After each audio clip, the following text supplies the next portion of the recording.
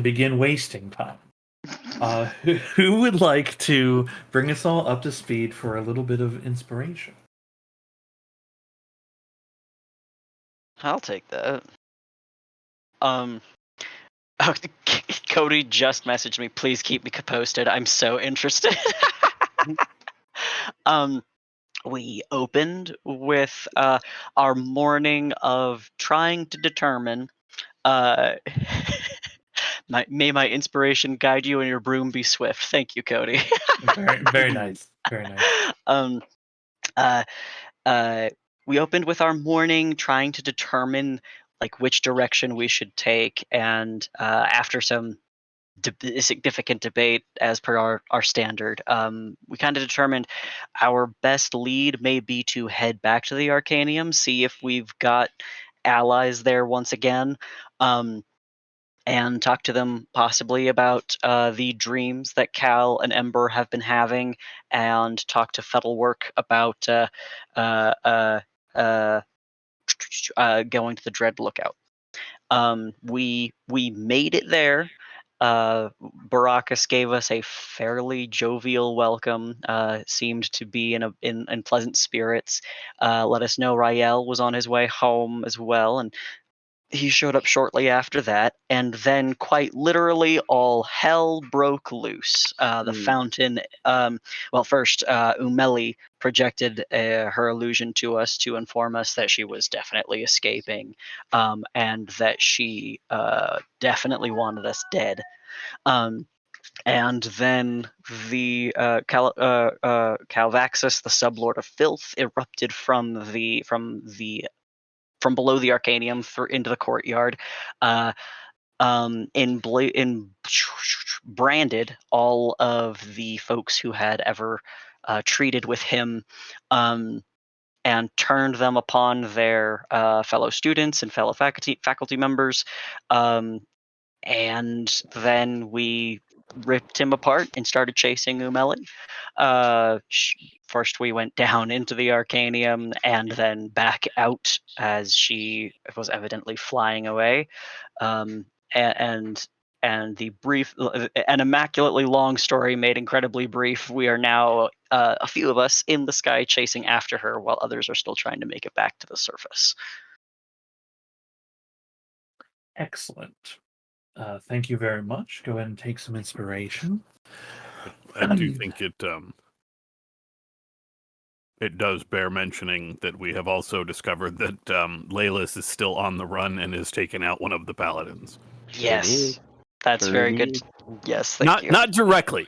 He just led them towards the Taraskar. The Taraskar, yeah. And the Taraskar got one of them. Rar. Yeah, couldn't be his fault. Close enough for Leyless to steal something from him, so clarify for that me. situation's not looking great right now.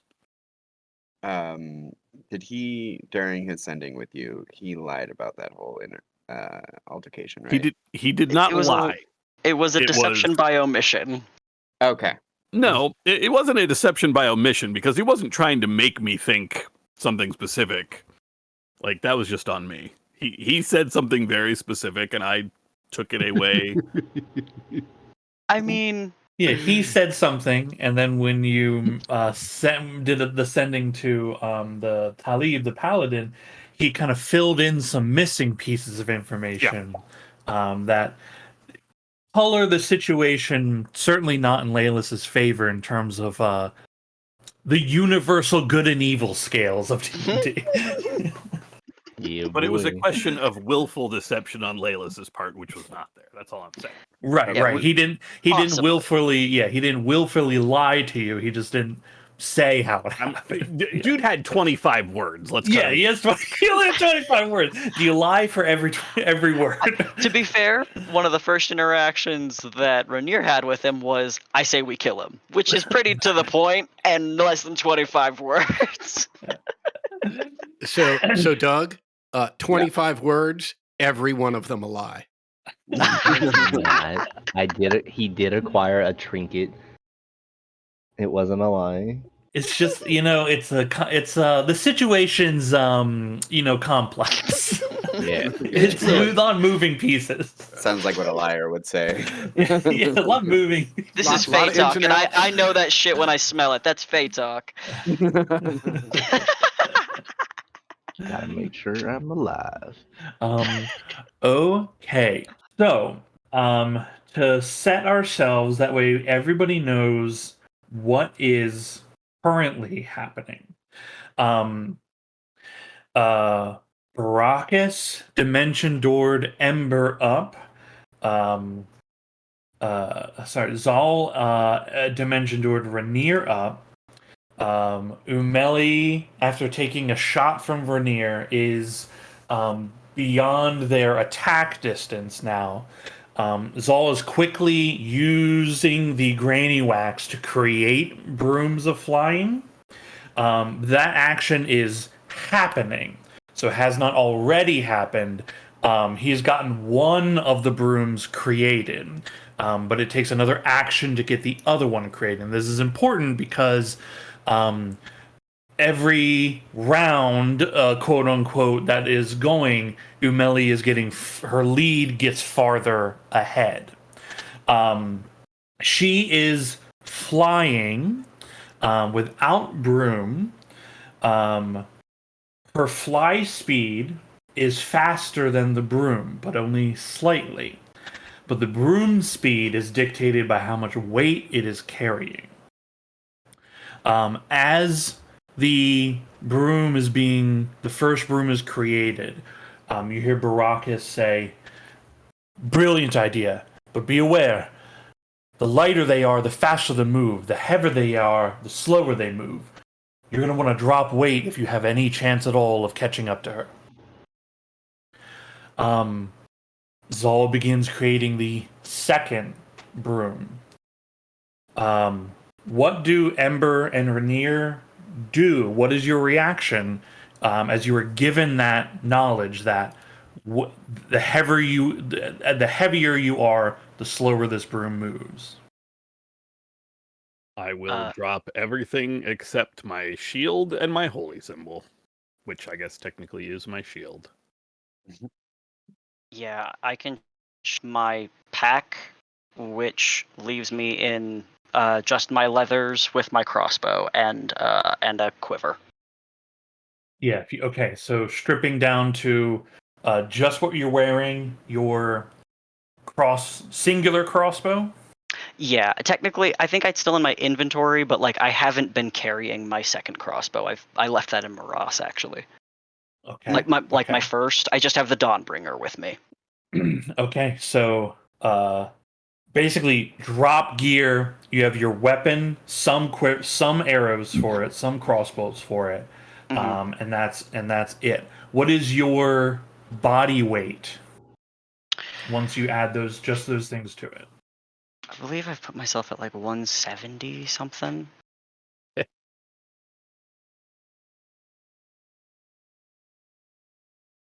Okay. That's probably like 170, and then my crossbow is almost 20 pounds. So Okay, so it sounds like we're just skirting under the limit here if we yeah, drop just barely. everything. Ember Prime is not. Ember Prime is 180 pounds with 71 pounds worth of metal. Of metal as well. Even if you're like, do you drop your shield or anything like that? I mean, the plate is 65 pounds and would take me like 5 minutes to get out of. Yeah. Okay. So what do you do? You see Rainier is like going, has minimal anything. What are you doing?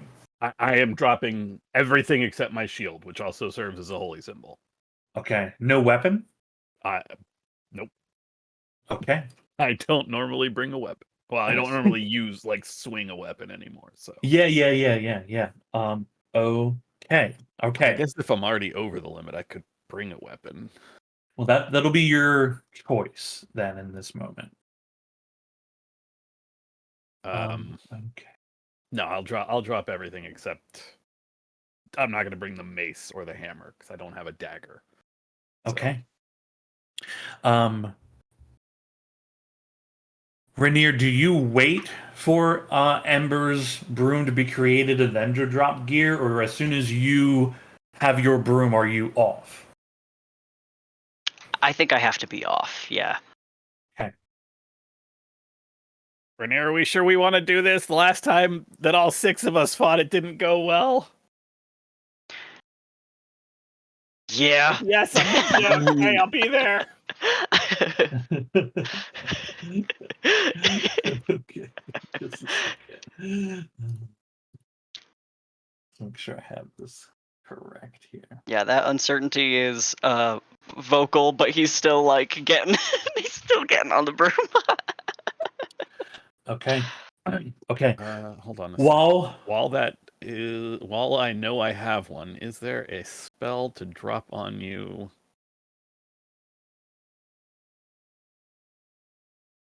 That I haven't done already.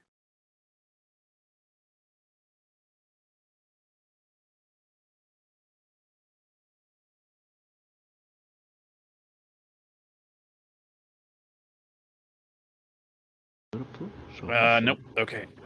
Well, you're on your own. Good luck. Thanks. okay. Your broom is being created. You're dropping weight. Rainier dumps weight and then takes off like a shot. You see Umeli is in the sky over the body of water. This body of water takes a while for the ferry to get across. It's thousands of feet across. It's going to take you and her some time, but you can see her and you sense her direction. With her, so you go bolting after her. Ember, you're going to be moving at roughly half of their speed once you Sure go. am. So you're going to be trailing by quite a bit. Okay. In the first few minutes, Rainier rockets off, blasting up into the sky, chasing after Umeli. A little while later, Ember, you're able to get to the sky and chase after. As to how fast or when you'll catch up to them, who knows? But right now, they're still in your visual.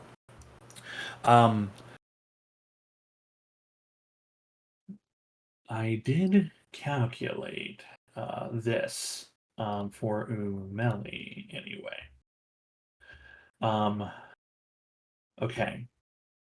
In the first 3 minutes, Umeli is across the water. Is how long it takes at her speed to get to it. Rainier, you're going to hit the other side at roughly around 5 minutes. And then Ember, you're going to be closer to like maybe 10-ish minutes at that point, right? Rainier, you see Umeli skirt down along some of the buildings, go up over the wall. She was moving in a northeasterly direction, but you see her cut towards the city suddenly, goes over one of the walls, and then you see her just dip below, and you lose sight as she is somewhere within the city buildings at this point. But you have her direction, and you can sense it moving slightly left and then right, and then you sense just a right hand direction. Once you hit the other side of the river and you are over the wall, you sense that she is essentially straight ahead, slightly to the right. Yeah, I keep after. Okay.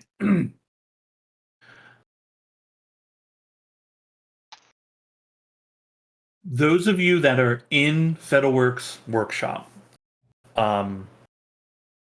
you see a purple kind of portal appear, and out of it walks Baracus. He's breathing a little heavy, seems like excited and winded, and he says, Ember and Rainier have taken off on Broomstick, chasing Umeli, who's flying currently. I don't know what else that we can do for them.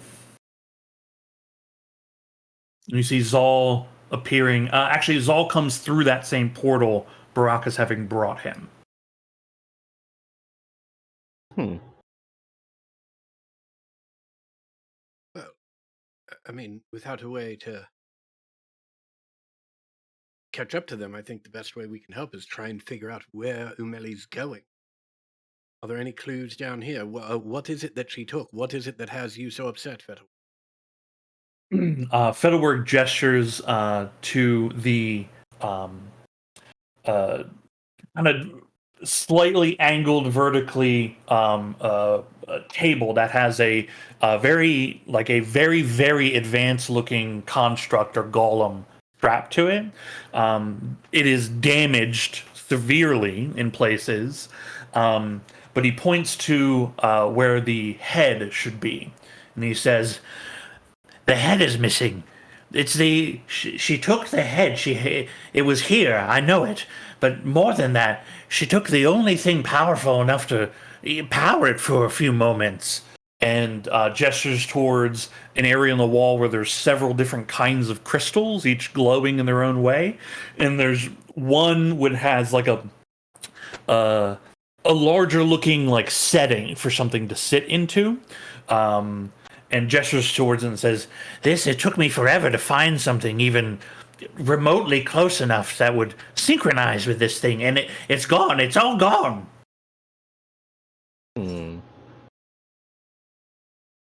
What does the head do? What is it capable of? I mean, nothing. It barely even powers. I mean, this thing is non-functional. It's used for research purposes. It's how I base my designs. I did manage to make some better headway with the help of your colleague Merv, but it's very slow going. I have no idea what she would want just the head of the thing for. Well, she broke out. She took the head of a body. Last we fought her, she had automated things. I'd assume it's a key.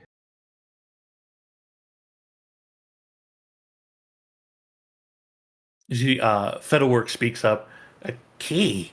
It's just the head of a thing. As far as we know. But not as far as she may know. Baracus kind of looks around and says, "Look, I don't know anything about what she would be doing with that. But what I do want to know, and the only thing I can do to try to help this situation, is find out what the fuck happened here. If anybody wishes to join me in that investigation, you're welcome to. If you wish to try to give chase to help your allies, you can do that any way you see fit, or perhaps catch the ferry. I don't know. But I'm heading back to the demon's place and then to Meli's jail cell." I just look at Kyle. I'm like, you gonna tell him?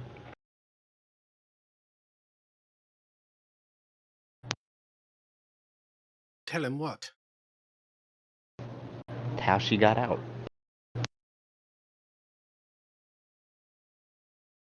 Well, I mean, there was the student. What was her name? Who was clearly assisting her. I don't know if you need more information than that.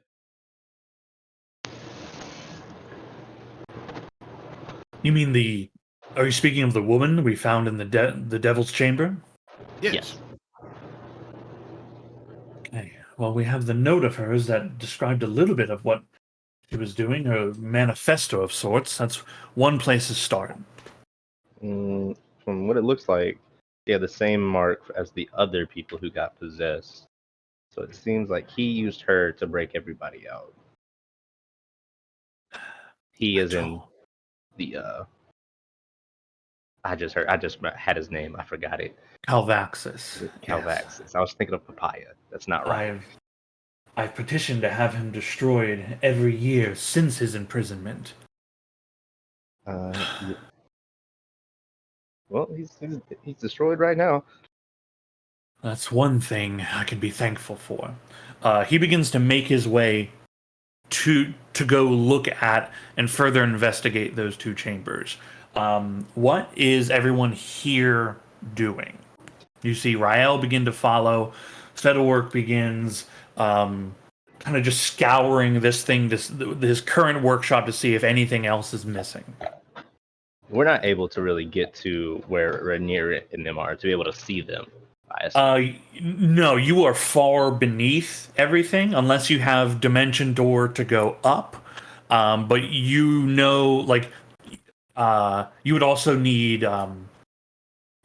Theoretically, they would be very far from you and flying, and unless you have some way of dealing with that, I don't know. Well, no, I was gonna ask Baracus about his teleportation circle that we used with Cal last time. Potentially using that to try to get everybody closer to that and proceeding there instead of trying to run across city. Well, there's the circle within the council building, but it doesn't just take you wherever you want to go. You could go from here to there, but that's about it. I don't really need to go that far. I just need to catch up to as far as I can tell where they're at. We just need a mark. Well, I believe the difficulty, Firm, is that we don't know where they are. The last time we used it to find Umeli, I knew precisely where Umeli was, and even then it was very dangerous. Without knowing where they are, who knows what could happen. Well, they took off on a broom. If we can spot Rainier, we could just try to use the teleporter to jump ahead of Rainier and then just backtrack as long as we can see him in the air. No, you misunderstand. The teleportation circle in the council building only is an arrival location. You have the key already. You can appear there anytime you want if you utilize the key, which takes time, by the way. Time that you don't have. And if you're talking about true teleportation, well, I'm afraid that that's out of the question currently. Hmm. And again, Cal is right. You would need to know the exact location where they're going, or you're just guessing and could end up on the other side of the world. Okay. Then, being an Arcanium, do you guys have any scrolls laying around? It depends what you're looking for, and if you're asking for teleportation, the answer is no, you already used it. You know, Dimension door? Firm, that's an excellent idea. Perhaps Beckmodin, if you could look around, see if you can find anything that we could use to look in on. It's actually probably better if we look in on Rainier or Ember, as they're less likely to fight against us trying to see where they are. We could look directly in on Umeli if you can find something like that. Meanwhile, we can go with Baracus and perhaps gather more clues. Well, I don't have anything here for scrying, but you could ask one of the diviners. I can find one of them and bring them.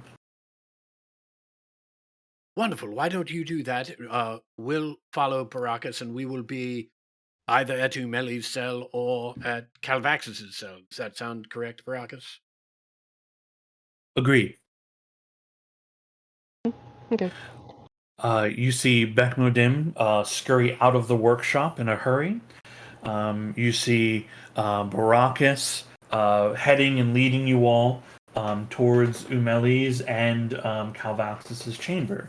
Baracus is familiar. The little ferret just sits on the table watching everyone leave the room. Okay. Rainier, are you back?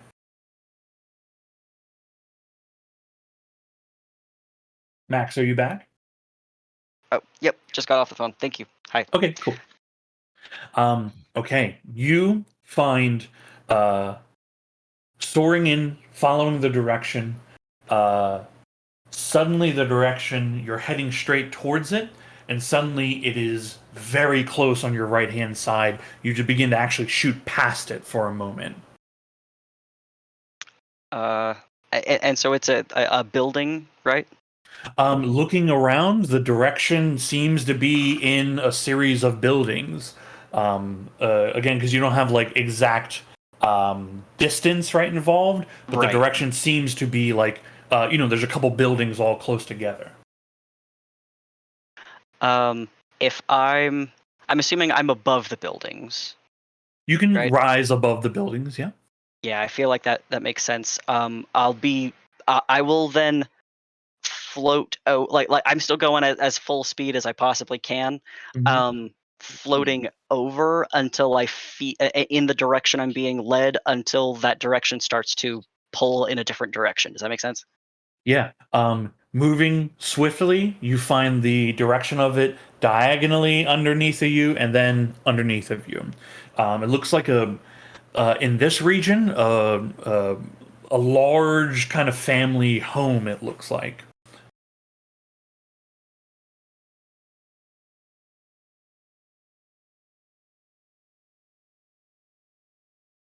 Okay. All right, then I will lower closer to street level and try to determine what floor. Okay. It appears to be, as you're honing in, it appears to be first floor of this building. It's about 3 stories tall. Okay. I will attempt to get through the front door then on the ground level. Okay. Moving through, are you on broom or are you like hopping off the broom and holding it? I will remain on the broom. Okay, cool. On the broom, putting pressure on the door just opens. You can see it's actually damaged and just swings open clearly. Great. Yeah, then I'll just keep zeroing in until I can see her. Okay. Entering into the into the foyer of this place, it opens into a much larger kind of reception room. Your tracking is telling you that he is basically in front of you, but you don't see anyone in this building. In that case, I will shoot into the space that I know her to be in. Okay. Make an attack with disadvantage. Yeah.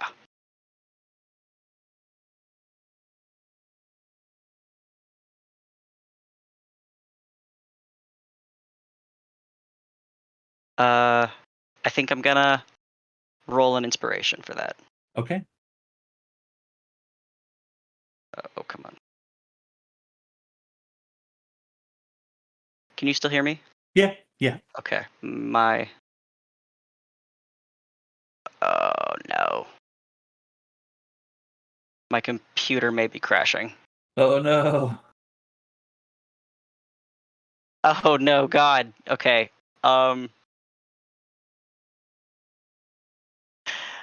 I'm gonna have to disconnect. Okay. Don't worry. Don't worry. Okay. Yeah. Cut back to me when I come back. Okay. Cool. Okay. Um, Ember, you see in the distance as you're covering, you're about halfway over the water. You see, you've been tracking Rainier. You see Rainier, the shape you've been following. You see it go over the wall and then dip beneath it, and you lose sight of them. But you still have still a few minutes before you would catch up to them. Those of you under the Arcanium, where would you like to stop first? In Umeli's jail cell or Calvaxis's chamber? I think of Melly's. Melly, yeah. Yeah. Okay. Baracus leading you there. You come across 2 guards in the hallway that are laying prone. Baracus is the first to reach him as he's leading. You see he kneels down and just touches one on the neck, checking for pulse. He looks up and says, "They're alive." They're just kind of looks at it and like moves the head a little bit. I think they're asleep. Cal will shove one with his foot. You see they, and they see just 2 human guards. Kind of shakes his head a bit, the one that you've awoken. and looks up from the ground. He's like, "Why am I on the ground?" What's the last thing you saw before, or what's the last thing you remember seeing? Um, a young girl. She said she was a student here, but she was lost. And then there was I don't know, like a flash of light. What happened? I believe she put the two of you to sleep. That's ridiculous. He turns over and sees his companion on the ground. Oh shit! Shit! Shit! Shit! Scrambles up and begins shaking him awake. He reveals the same thing. Like, there was a little girl and there was I don't know. She said something strange, and then I just remember looking up at all of you. The two of them turn their eyes, and you all see this long before they do. But as their realization comes to, the door to Umeli's chamber is just open.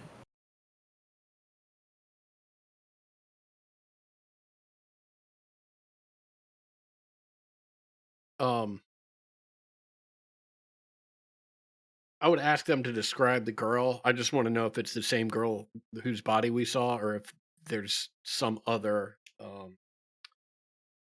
compatriot that we need to be looking for. Yeah, they give a rough description as best that they can. They're described as like, I mean, it all kind of happened a little fast, but you know, she was certainly female, short, darkish kind of hair, human. Their rough description does seem to match the body in Calvaxus's chamber. Oh, so like this, and I'll cast minor illusion to create the face of the woman whose body They we both saw. they both begin nodding like, yeah, I think that's her. I mean, she looks about right. All right, well, it's unfortunate. It would have been nice if there was another lead to follow, but thank you. That is helpful. You can hear as Baracus is entering into the chamber, you hear them talking to each other, just going, "We are in so much trouble. Do you think maybe the militia might have some openings?" Entering into Umeli's jail chamber here, you see the barred cell where she was being held, the door of which is open. Within, you see there's a small stool, a bucket, basically a pile of hay that would serve as like a resting place. It's small enough that you'd have to curl up in it, not enough to lay out completely. There are some tables in here, some short desks. Anybody who would like to can give either Arcana checks, investigation checks, survival checks. Would you be willing to roll an Arcana check for me? I'm currently cooking spam. Sure.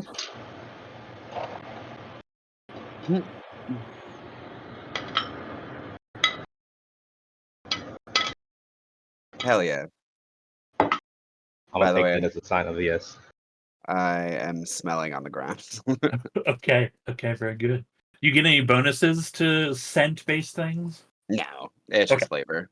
Okay, just checking. Just checking. Okay. I'm just looking at what Zal has on him. If he had like a detect magic thing, I have no idea what he's capable of. Not currently. It looks like. Okay. Okay. Firm with your 20 on the Arcana. You sense that Baracus explains that this jail cell was built to hold those that can that have connection to the weave. It had enchantments built on it, to basically suppress magic within the jail cell itself, but outside of it, magic could be conducted. He describes to you like where the runes should be and would have been, and with your 20 Arcana, you determine that those runes have been destroyed completely. Not Obviously from the outside. correct, yeah, not from within, because you couldn't do it from within the jail cell. Somebody purposefully has destroyed these anti-magic runes, which while is not, which if someone had the ability to dispel magic, as you and your companions have,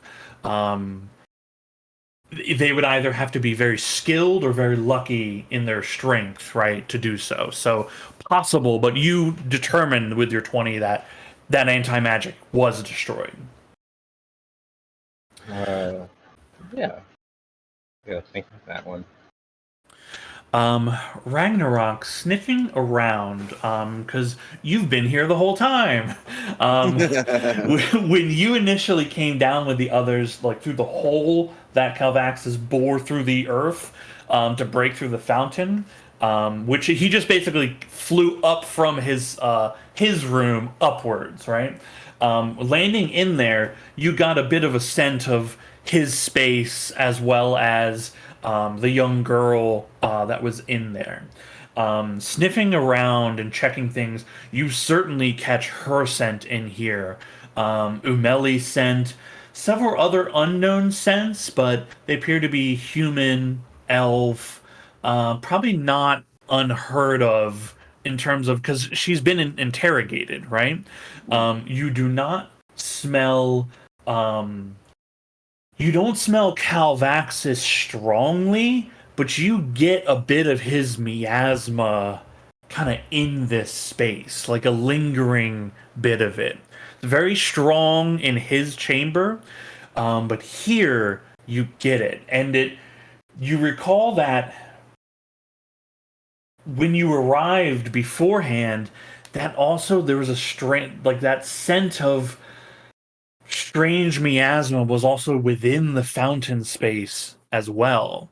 And thinking back on it, with your hyper senses, every time you've been at the Arcanium, there's been some kind of a background sensation, but you were never able to put your finger on it because, I mean, this place is filled with all sorts of different smells and sensations. And piecing together with your nat 20 all these different smells that you've been picking up on over the weeks and months, it's beginning to come clear in your mind that his just because he was locked in that room doesn't mean that he was imprisoned there, right? I'm getting slight sense that Cavaxis was here.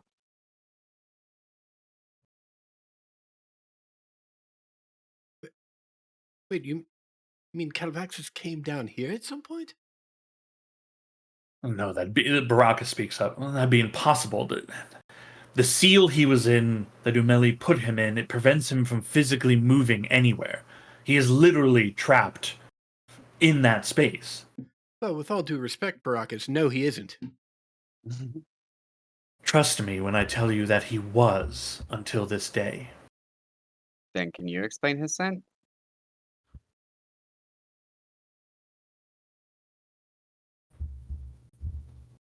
He ponders this for a moment. The only thing I can even consider is he can't physically move, but he can affect things outside of his space. I mean, that is clear. He saw your friend and what was affecting him. This I've known in the very few visits I've given him, but you mentioned your dreams. You made a pact with him, but perhaps what you're sensing is not his physical. He So- may not have been here physically, but perhaps his essence could you appear think- to people. You think? Wait, do you think this might be some sort of apparition that he sent down here to speak with Umeli, or do you think that perhaps this was a scent lingering off of the woman who came to free Umeli, who was under Calvaxus's influence? Could be both, if he was heavily attached to her, I suppose. There's many things that devils are capable of, and he was a very powerful one. The Arcanium kept him because they wanted the information of the Nine Hells. Very valuable, forbidden information. But, I mean, above, nobody, there was a very select few. Myself, you all, Umeli, the Elder Council, they know of Calvaxus, but very few in total do. There's no way those students were able to find his chambers, bypass the protections, and walk up to him. It must have been this whole time. We thought we thought he was imprisoned here. But I think he's just been given a feeding place.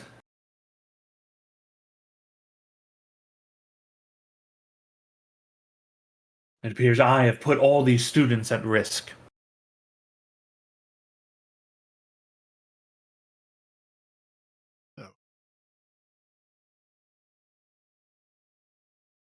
I guess the good news then is that risk is over. Calvaxus has been destroyed, and Umeli is gone.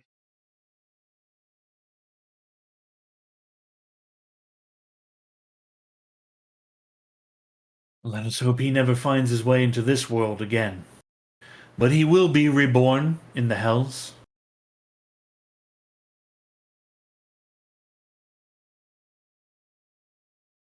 Just hoping he stays there. Firmament, with your sharp mind, I'd like you to examine Calvaxus's chamber once again. See if there's anything more to glean. Yeah, he'll take that, and I will begin walking towards his. Okay. I'll put a hand on, reach out to Ragnarok's elbow or something, just gently, just to indicate that I'd like him to sort of hang back as they walk forward. Yeah. You see Rael, Firm, and Baracus begin, and Zal begin making their way to Calvaxus's chamber. Ragnarok, brief word, if I may.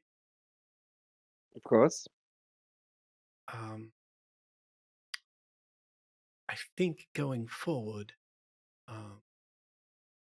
should we?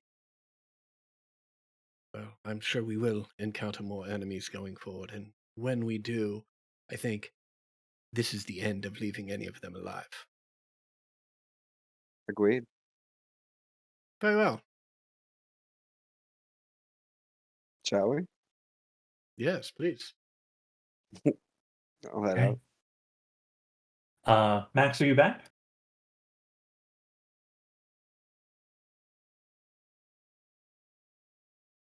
Max, Hold on, can you hear me? we can hear you. Yeah.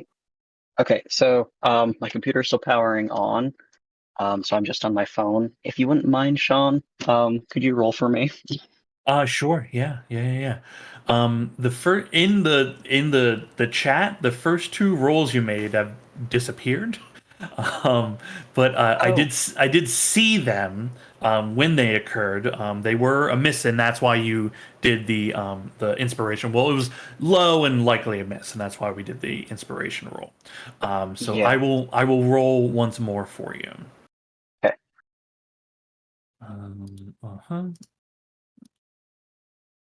I will reveal.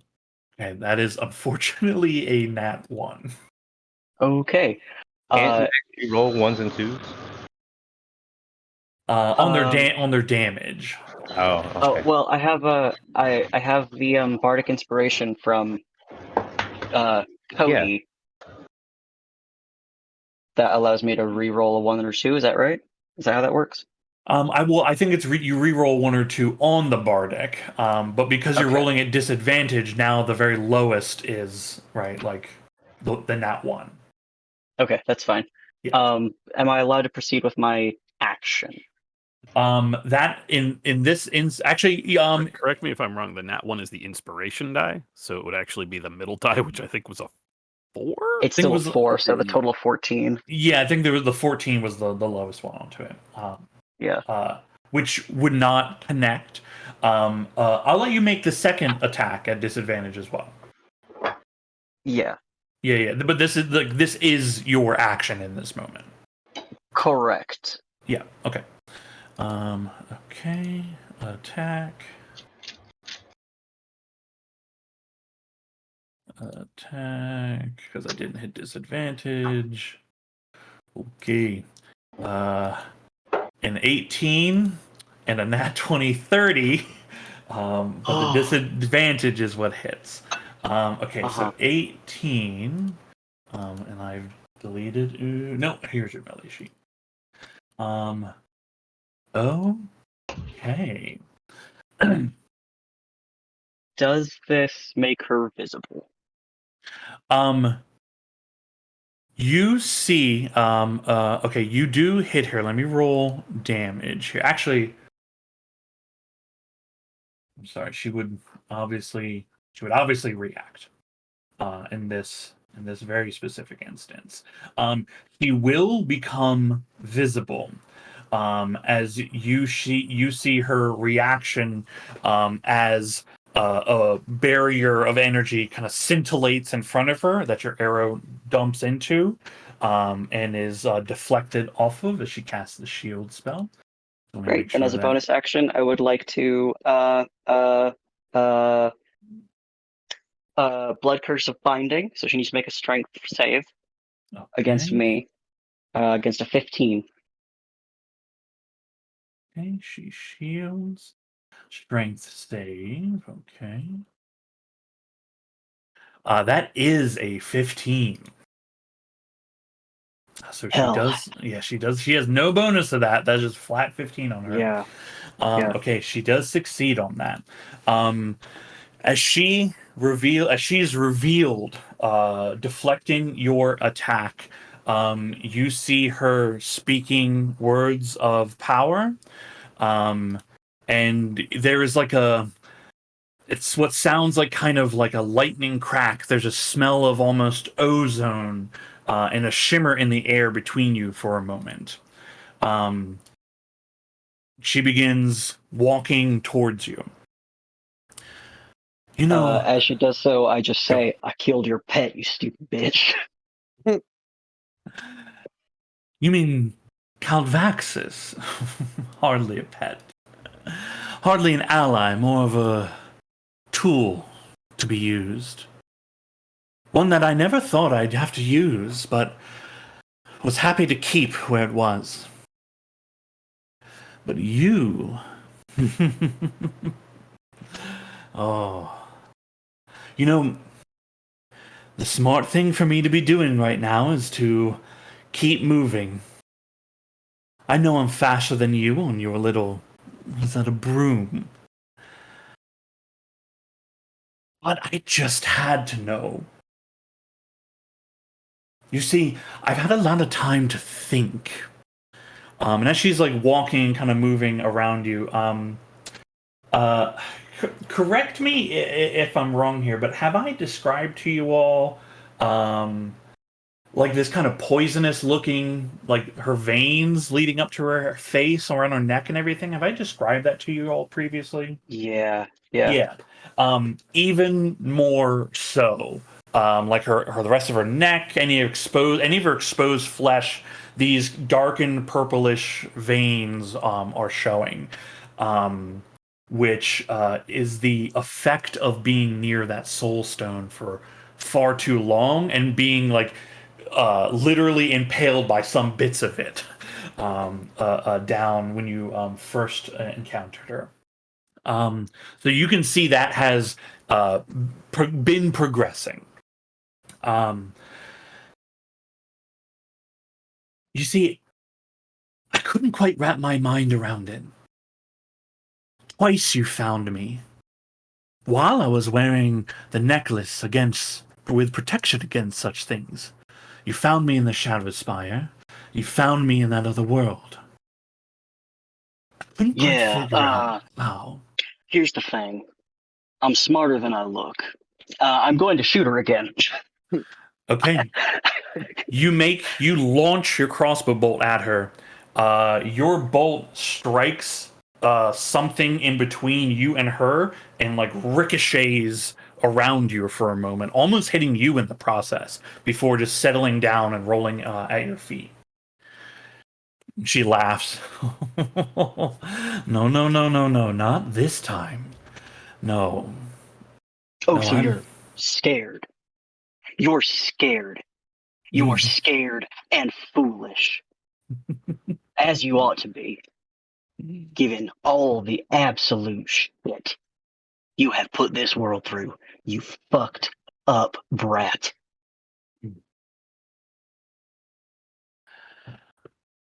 When I saw you chasing me across the river, I just knew something about you.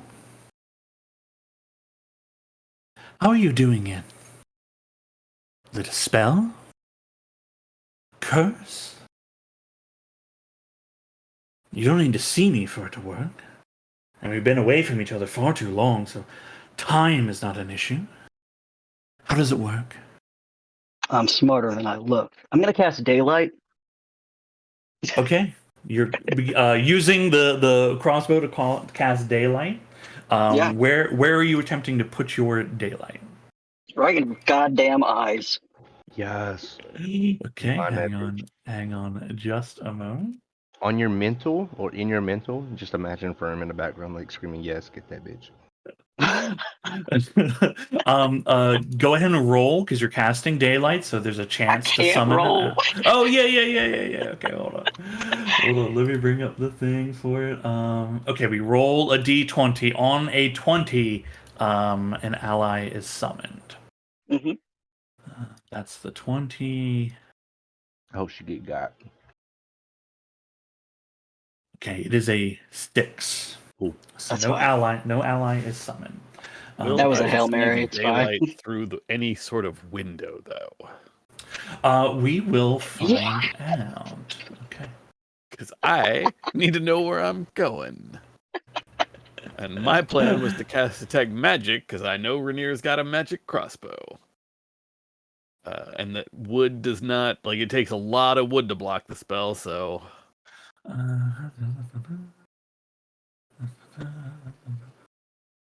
Hopefully, if I still go in the same direction, I can eventually get there. Okay, this does work because with daylight you don't target a creature, you target a place, and this does work. You see daylight just expand out. Umeli shields her eyes for a moment, and kind of walks around a bit to the other side, holding her hand up a bit. Oh. Goddamn. We will get to you in just a moment, Amber. Umeli says to you, "All right, you can keep your secret, but I know you've done something. I know you've done something. And I know it's you that's done it.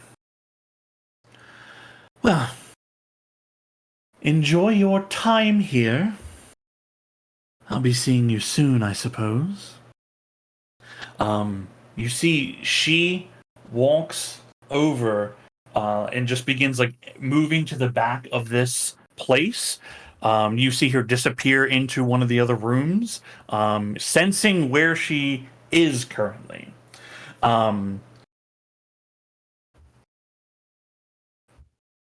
Ember, you have like a minute or two before you're gonna see what's happening here. Rainier, you are left alone here. What do you do in the immediate? I mean, I know you're trying to be dramatic, and I appreciate it, but I am emptying a clip if possible. Like I am trying everything within my power to kill her now. I know I'm alone, but that is what I am doing. Yeah. Your bolts are just slamming into this barrier, and again, some of them hit and fall and roll to your feet. Others almost ricochet around you a little bit. None of them injure you. But every time you go to launch and reload, they're just striking this barrier.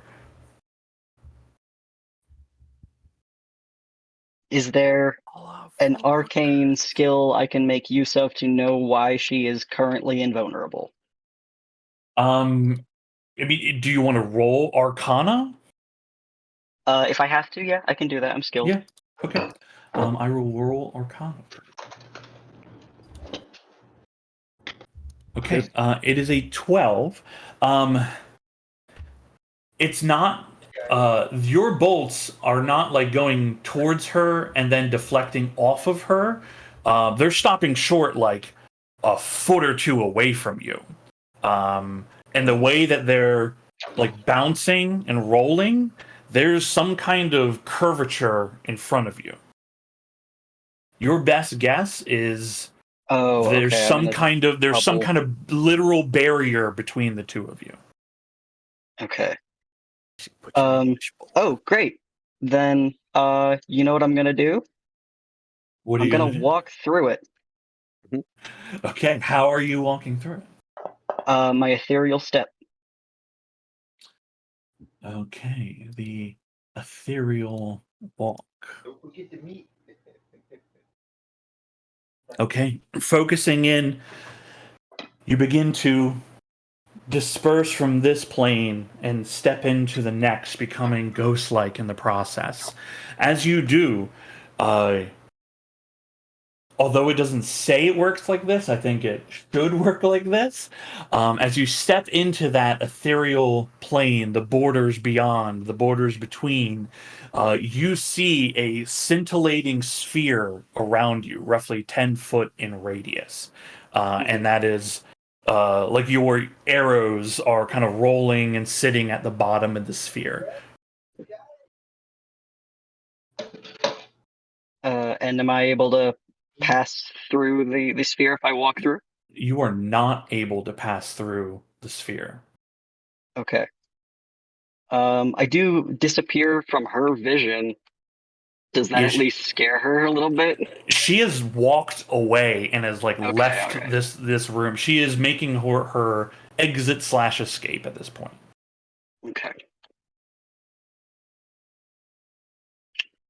All right. Okay. With your 12, you don't know exactly what she did, but she certainly cast a spell. And this Yeah. spell, whatever it is, extends into the ethereal plane. Okay. Okay. Ember, you see you cross over the wall. You see there is one house that there is a very bright light beaming from the first floor. Yeah, I will head down in there. Okay. Heading towards that house, you see the door is wide open. You see there is this bright source of light illuminating the foyer and the large reception area. How long does your Aether walk last? 2 rounds. 2 rounds. Okay. You see, like looking around, you just see this bright light, and that's it. Oh man. Is there if there's a door on the other side, I will make an attempt to go through and hope that I am still chasing. Sure. Which, I mean, Ted know that won't work, but As you're moving through the space, you bump into something like physically in space, and you notice that there are literal crossbow bolts hovering like an inch or two above the floor. Okay, well, Rainier was definitely here. I will try to skirt around this thing if I can. Yeah, you begin like putting your hand, and it's like someone's put a fishbowl here as you're like moving around it. Every now and then there's the screech of your hand almost like on glass, right? And then Rainier just appears a few feet away from you. Hey, you're not dead! Nope, far from it. Good. What happened? She Sorry, cried it like took a me bitch so and long. ran. I gotta lay off the bear claws, apparently. She's got me in here. I'm stuck, but she's. I'll point out running. All right, I'll see if I can find her. That doesn't seem like a good idea, but when has that ever stopped me? If I can get past this thing, I will try. Yeah, it doesn't fully block the I will, space. scooch over it. Yeah, a little scooch to just get around, and then you can move in into the next larger chamber. It leads into the kitchen, and then that's leading into the back of the house. You don't see anybody in the kitchen. I will maintain my detect magic and just keep on going. Okay. When did you cast Detect Magic? Oh, I said that was part of my plan to find Rainier was casting Detect Magic because I knew that Rainier carries a magical crossbow. And I that gotcha. wood walls have to be like a foot thick to block. Yeah. To see through them. Yeah. In that case, the sphere you would have caught notice of, like a large evocation, a sphere of evocation sitting in that place. Okay. Okay. I wouldn't actually, because apparently I have to be able to see the object. Oh, is it? Yeah. Okay. Okay. Then. Yeah. Oh no, I'm sorry. You're I'm touching it, Val. If you sense magic in this way, I can still sense it. I just can't. It has. Yeah, to be you can something sense there's a large source of evocation magic around Rainier. Cool. Okay. You're in the kitchen. Magic up. There's nothing magical in this place besides what you've just seen. I'll just keep going through. Come out, Melly. I just want to talk. Okay. Going through is a door that will lead into like a little back kind of little backyard area, and there's a gate, and the gate is open. Like gate out into the street. Yeah, gate that leads like in the space between a bunch of these houses here into like an alleyway. Peek my head out there, but I'm not gonna like go hurtling down any streets or anything. Like, just see what I can see real quick. Okay. Just peeking your head, alley seems relatively clear. I assume I'm in the middle, like there. I could go either way. She could have run either direction, or is this like the end of the alley? Could have gone either direction. If you're just putting your head out of the fence, you kind of see a little bit in either direction as, the alley's, it's not perfectly straight. There's a little bit of a curve at either end of it.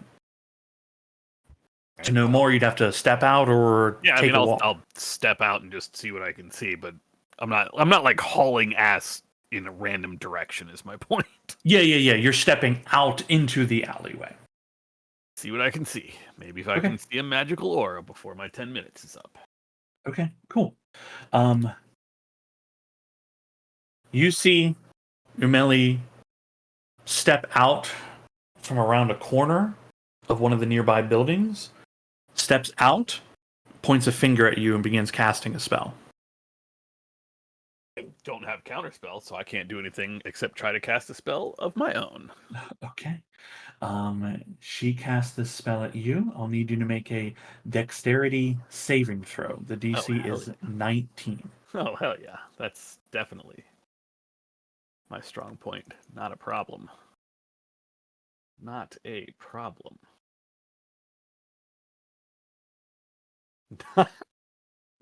Not a problem at all.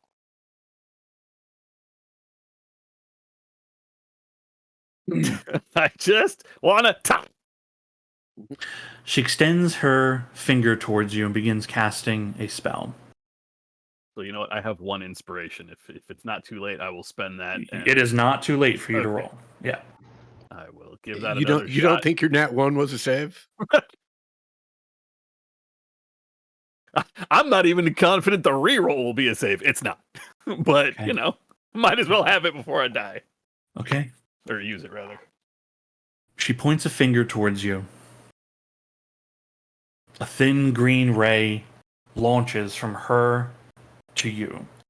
Everything begins to slow in this moment as this ray streaks across the alley, illuminating the space between you, the walls,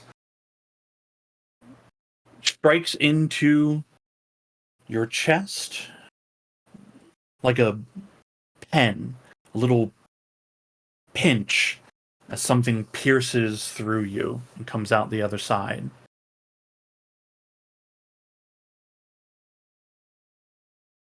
You take 72 points of force damage. Yep. And Ember, you look down and you can see your hands and fingertips beginning to disintegrate.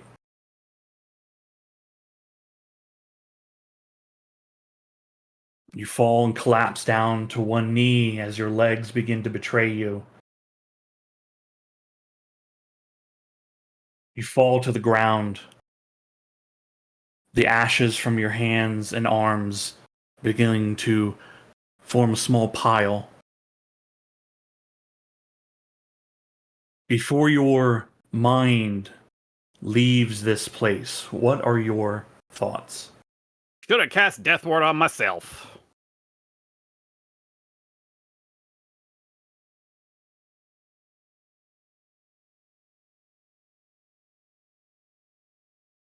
That's it. I have nothing profound.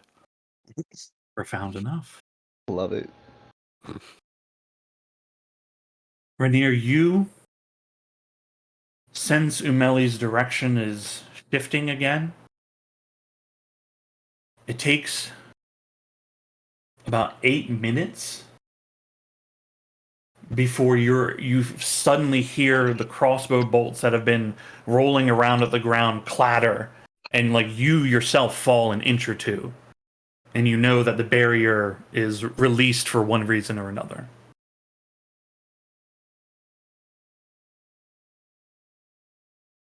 The direction Umeli is moving is southward now.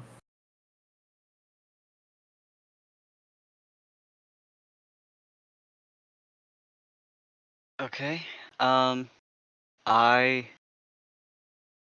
just head out that. I mean, I head out that direction because if nothing else, I mean, everyone else I know is at the Arcanium, so southward. Southward following, okay. Hopping on your broom, Yeah. okay. Hopping on the broom, you rocket out. The direction that she is in currently is not directly in line with the Arcanium. It seems to be following the river south right now. You only notice very subtle movements, which means she's quite far.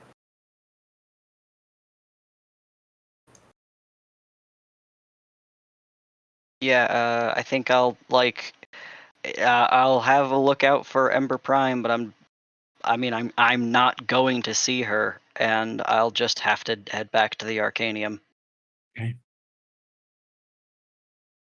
About 10 minutes later, you arrive at the Arcanium. You don't see any of your fellows like in the fountain area, but there's a lot of people there that seem to be attending to injured, and you see there's a large group of people that seem to be like tied up and like secured, all sitting kind of in a certain section under guard. You would assume those to be those affected by Calvaxis. You do know the courtyard where your and Ember's items were dropped, but nobody is in that courtyard currently. I'll grab my stuff and pack up hers as well, just so it's not abandoned if no one else. Because if no one's there, then I'll just grab it so that it doesn't get left. Okay, grabbing all of her stuff as well. What next? I You can try walking through the Arcanium and finding your way down to all of them. You can ask somebody. There's the giant hole that where the fountain used to be that you know goes down to Calvaxis and all that. Yeah, I'll ask around, but head as best I can towards the courtyard. Okay, cool. Yeah, asking around. People in the courtyard. The first few people aren't exactly sure. Things are a little chaotic. Someone says, "Well, I'm pretty sure I saw a whole bunch of the fifth season jump down the fountain. I mean, it's crazy. One of them was riding a giant lizard thing."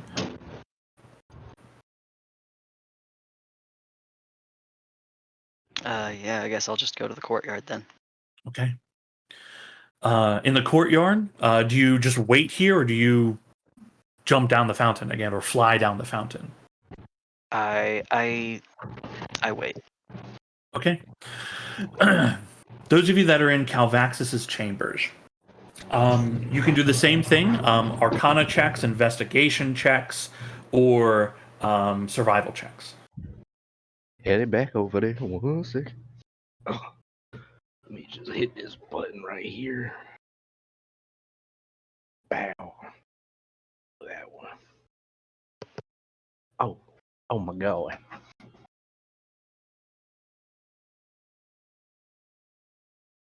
Yeah, boy. I need a southern character. I need that. Everybody's accents is very it's very contagious. Okay. Looking over the scene here, this student, the object she's carrying from, you discern, you pick it up and study it for a moment, and you discern it. Not a crystal designed to like hold energy of sorts. A very specific design in its structure, though it is damaged. But you've seen one of these before. These crystals, quite rare. They hold. You're able to imbue powerful arcana into them. This particular kind, with your 26, was holding very powerful dispelling magic. It is able to be used 3 times before it is destroyed forever.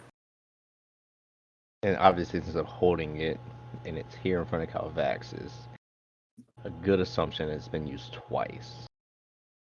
This one is broken. It is destroyed. So it has been used all 3 times. But you with your 26, like absolutely, you put the clues together. It most certainly was used here at Calvaxis. With the 26, likely could have been used for Ameli, right? Yeah, and this is the same room. I just want to make sure I'm understanding. This 2 is the different room rooms, with- 2 different locations. One is a Yes. jail cell. One is holding like a what looks to be like a meeting room, but that is the jail cell of or the holding cell for Calvaxis. Yes, but this is the room where the girl in the robe that we Correct. okay. Correct. Okay. Yeah, So there's still the giant opening to the sky where Calvaxis broke free. Turn around. I assume Baracus is with us. I do believe he walked with us. And just sort of relay. This had a lot of magic in it, a lot of arcana. At least, like you said, like a solid 3 uses out of this to just dispel magic. Obviously, 2 of them were used on here, but I don't know where the third one would be used. Who knows? Very good eye, Firm. Very good eye. Knew I could count on you. Ragnarok, you obviously pick up on this human female's odor. Calvaxis' scent is still strong here, but dissipating. You do sense the scent of Umeli here as well. But those are the only 3 scents that are strong. Yeah.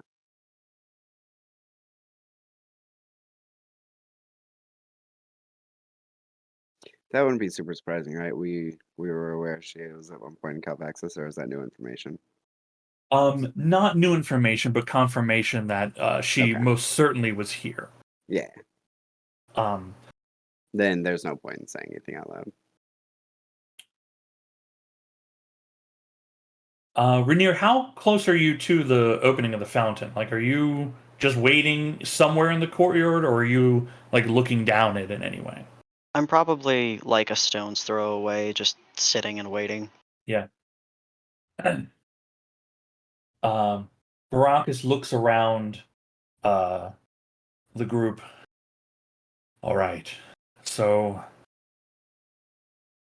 somehow Cavaxis infiltrates dreams, gets this girl to get hold of this artifact somehow, and then break Umeli free. Because she's the one who imprisoned him, and she's the one who can easily break him out as well.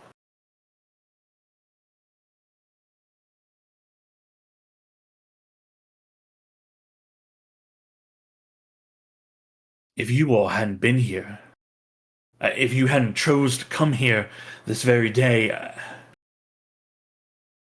think a lot more people would have been hurt before the end of it.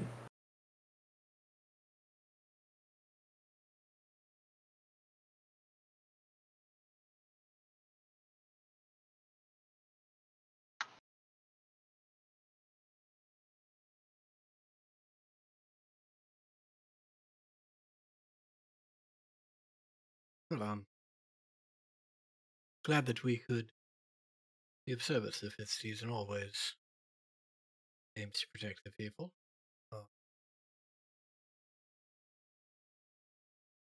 It's unfortunate that your security here was so lax that Umeli got free. Doesn't seem like we have much of a lead as to what she's doing or where she's doing it. Well, nothing that I can think of immediately. I mean, you spent time with her. Any ideas?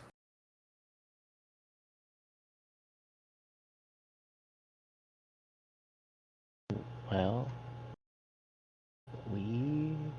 what was it? The Shadow Spires was the last place we ran into her.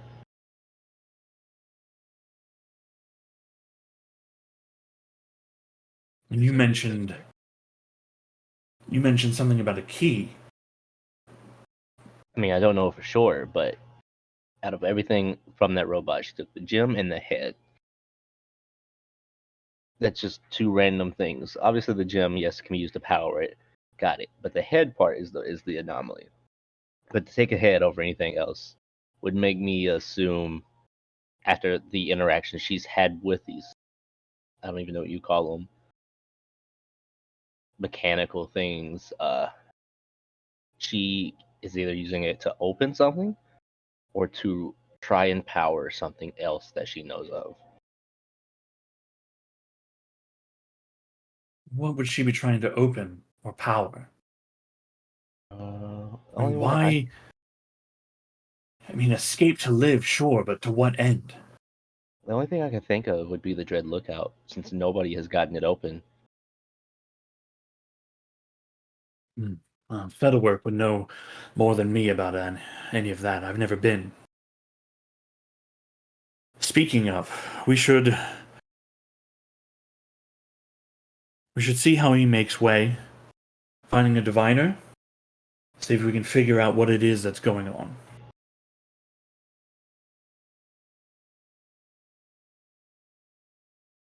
Okay. Let's go. All right. He begins to head up.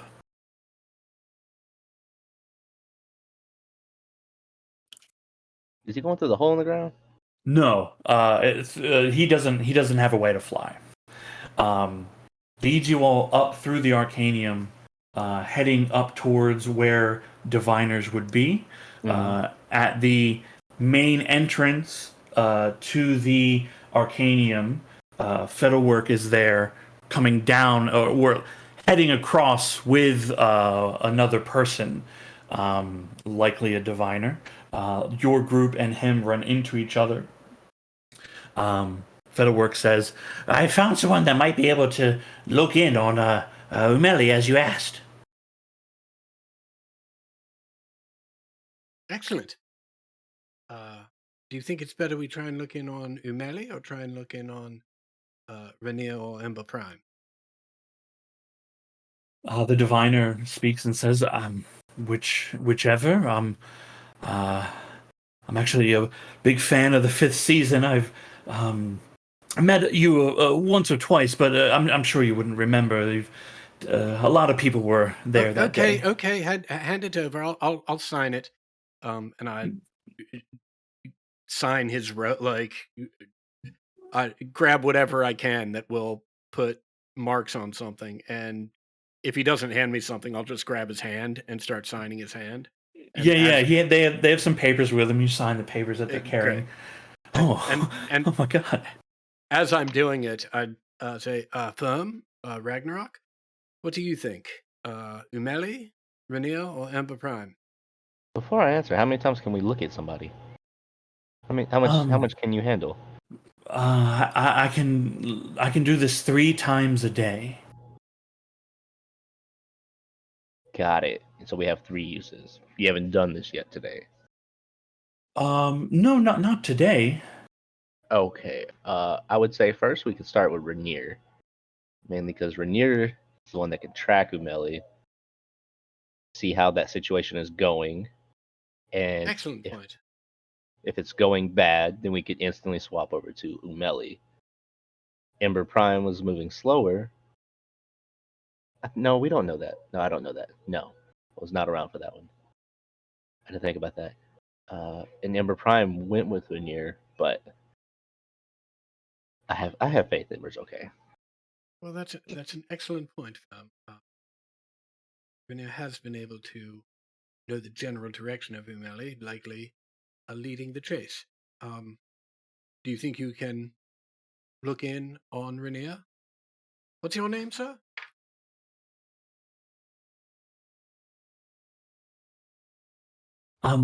The name is Bondville.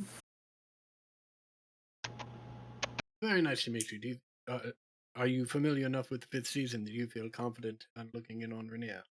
I can certainly try. Wonderful. I'll need a place. All right, this will do. They sit down and they pull a large crystal orb out, and they begin casting a spell. The spell itself takes about 10 minutes or so.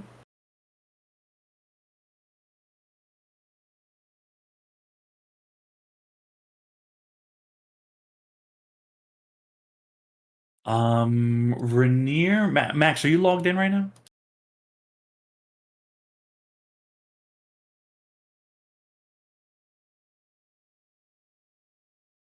Max, are you there?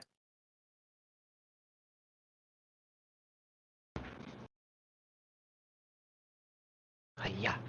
I will. Are you on mute?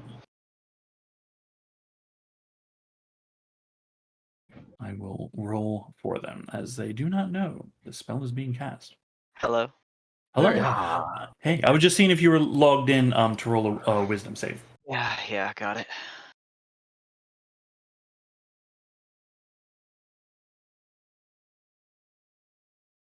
Oh my. Lord. That would have been Okay. cool to roll earlier. It's fine. Yeah.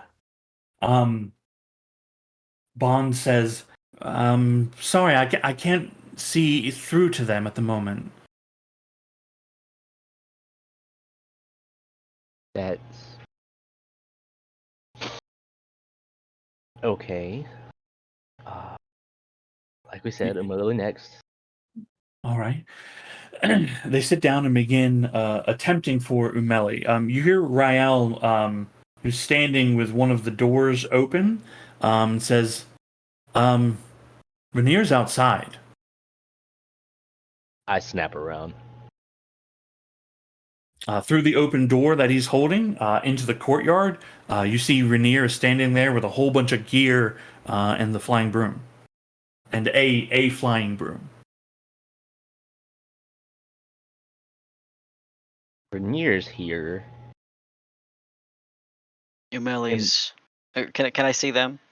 Yeah, you're a little bit away, but like you see that like through the opening into the Arcanium, yeah, you can see them all looking at you.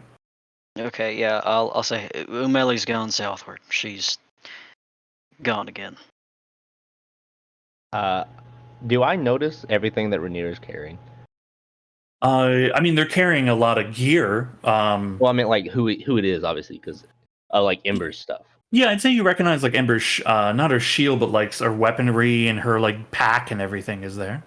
I'm gonna snap back around and ask if they can swap to Ember Prime. I can try. She was chasing after, but it wasn't very long before I could tell Umeli's gone, and I don't think Ember could have kept up. I don't know where she is.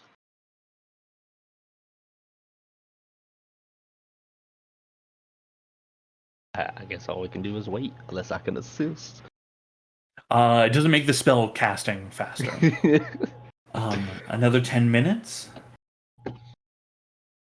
I'm sorry, I'm unable to see your friend Ember either. I don't know, maybe something's wrong with this. And they begin like shaking their little scrying sphere and looking at it. Do we still have hours that we have? You have yours, yeah. I'll look at the person. I just forgot the name. I know it starts with a B. Ovale? Ovil. Bonneville. Bondville. Yeah, my friend just called me Bon. Bond. Got it.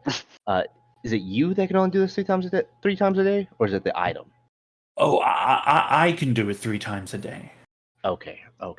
This is just a focus for him. And I look at Rainier, and you said Umeli's headed south now? Yeah, south, and she's far. Okay. We have one more use left. She said that she at least had a mark of non-detection on her. I don't know. I doubt she still does, but she might have snagged it before she left. No, she was just mentioning like that you found her while she had one. Her necklace isn't. I just didn't know if she had one currently. Yeah, for sure. Baracus responds to that and says, I mean, unless she's found another one, I still have her original. And literally reaches into his pocket and holds the necklace that she was carrying.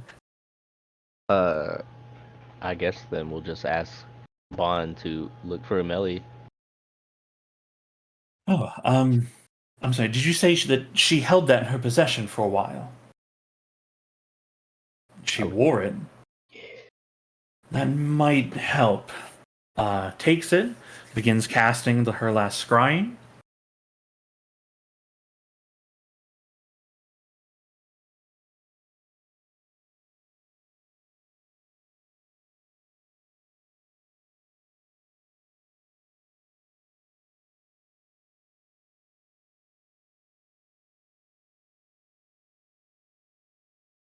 You see in the sphere an image begins to coalesce.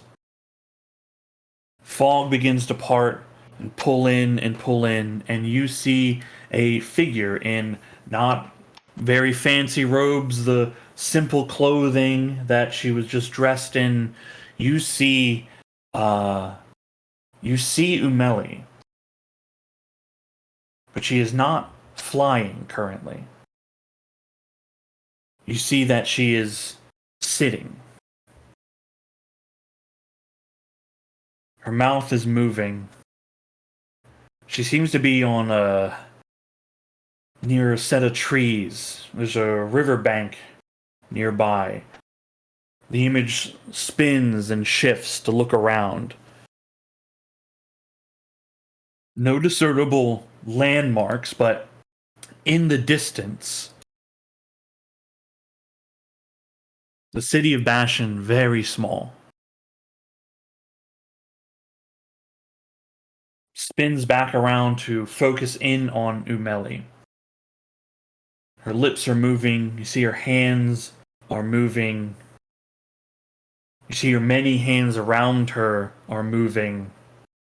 You see next to her, smoke is beginning to coalesce. A glow begins to emanate from it.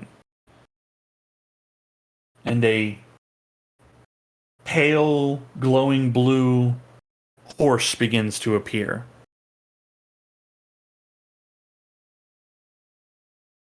Firm, make an Arcana check. Yeah. Mm. Tragic. Very tragic. Uncertain of exactly what it is that's happening. She finishes the movements. Is there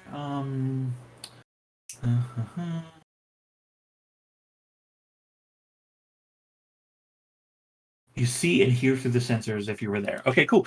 You can hear her muttering like words of power. They finish and the shape of this horse coalesces. You see she walks up to it, hops onto its back. She attaches something to the like a satchel, a small sack to the saddle that is summoned with the horse. The sensor moves in a bit, and you can see within this satchel before she cinches it closed. There's the glow of a crystal and the glint of reflection of part of a metallic face. The satch cinches closed. She hops onto this glowing horse and begins taking off very quickly along the river. Rainier, your direction sensor still keeps her as south. Okay. Can I make a check, either a check or just like an observation thing of the crystal that we found in Calvaxis's chamber and the one that we just saw? If they look Yeah. similar? Similar in the sense that they are crystal, but it is not the same coloration. The structure is different. You don't believe with your previous high rolls on identifying it. You are certain that it is not the same thing for used for dispelling magic. Okay.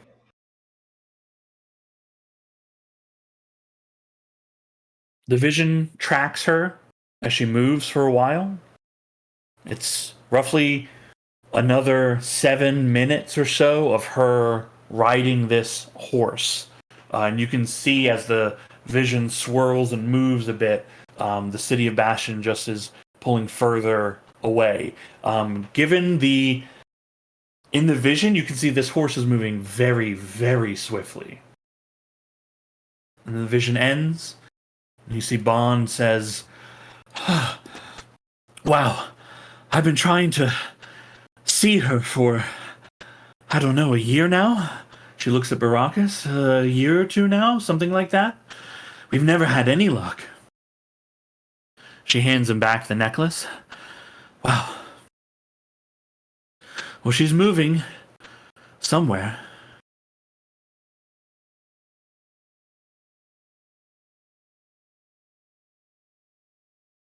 Odd. South. There's only. I don't think Firm would know that. Firm was stuck in the forest.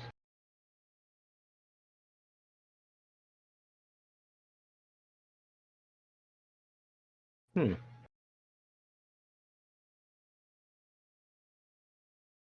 Um,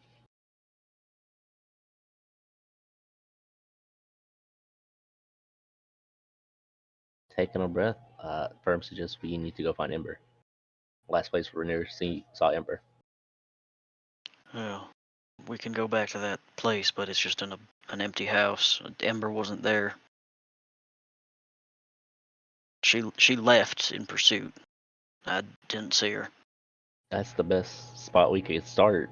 And then we could see if we could locate her from there. Oh, Ember Prime. Walkus, I'm sorry, sorry. Ragnarok. Walkus, is there anyone who can communicate with her? She's normally the one who sends messages for us. Yeah, I suppose. I myself don't normally. I don't. I'm not skilled with that sort of magic, but there's someone that. I mean, I think they might be able to send to her. He spends a few moments stepping out in the courtyard, um, walking up to a few different people, before he brings someone over, and they say, um, "You're looking to do a sending spell?" Preferably. Baracus, you said it was to one of your own members, one of the fifth season, right?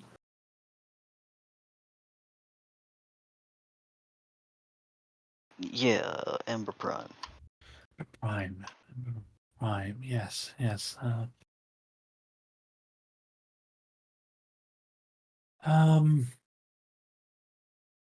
I think I only shared a word or two with her once, but um, I I should be able to. Well, let's give it a try. They begin speaking words of power. You see them kind of like nodding their head and moving their head as in their mouth motions as if they're speaking.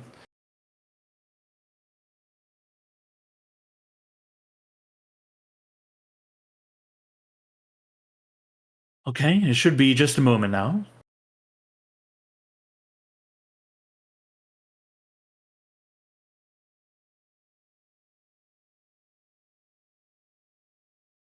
All right, they normally respond back by now. Hold on.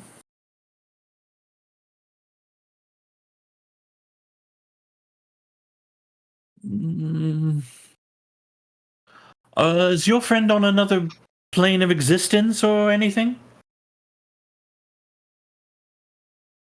She might be. Huh. She's not supposed to be. Well, I cast the spell correctly. Normally, people respond back very swiftly, but it's been a while. I'll She try wouldn't again. leave. She wouldn't leave you hanging. Try again. You see them casting the spell. Their heads moving, their mouth moves.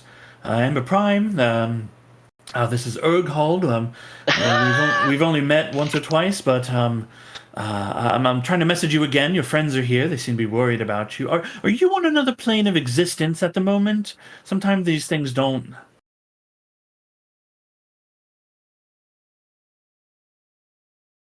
I'm sorry, they're not responding. Well, look, I mean, look at us. Each and every one of us. It's been a rough day. We're all exhausted. It wouldn't surprise me if Ember Prime already headed back to your place, Renee, and was sound asleep. Maybe that's why she's not responding. And if not, well, she's a big girl. Sure she'll find her way back there at some point. We should be there when she arrives. Suppose it's our best option right now.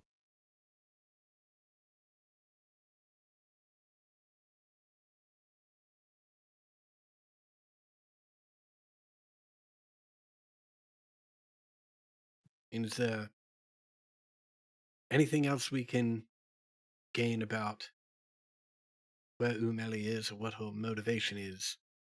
here at the Arcane. Fiddlework speaks up and says, "Well, you all were investigating, the two chambers. I mean, what did you find?"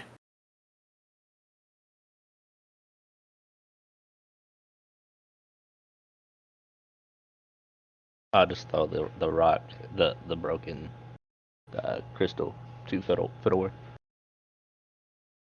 Okay, so some information, but more of a sort of confirmation of what has occurred. Oh, all right.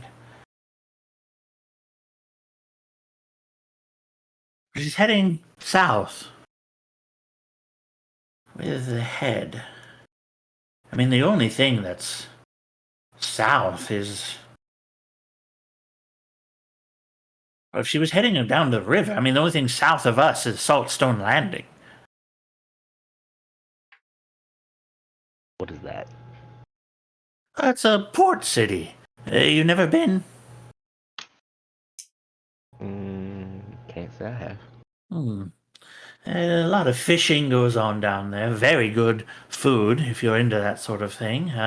There's some trade from the Ajaib. Small. The diplomacy is in the beginning stages, as I understand it, with that city. But other than that, I mean, if you wanted to catch a boat into the sea, that's where you'd grab one.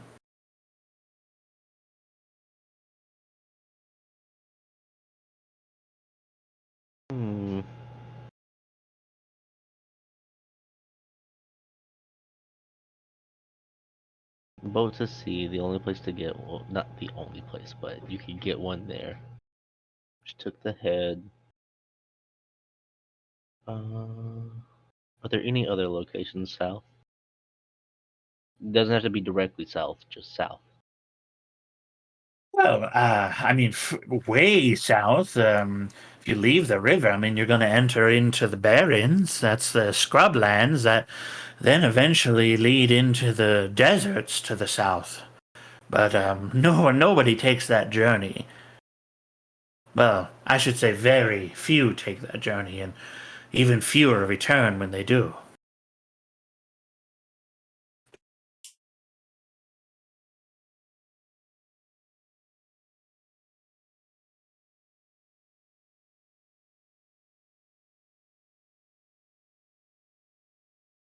Oh.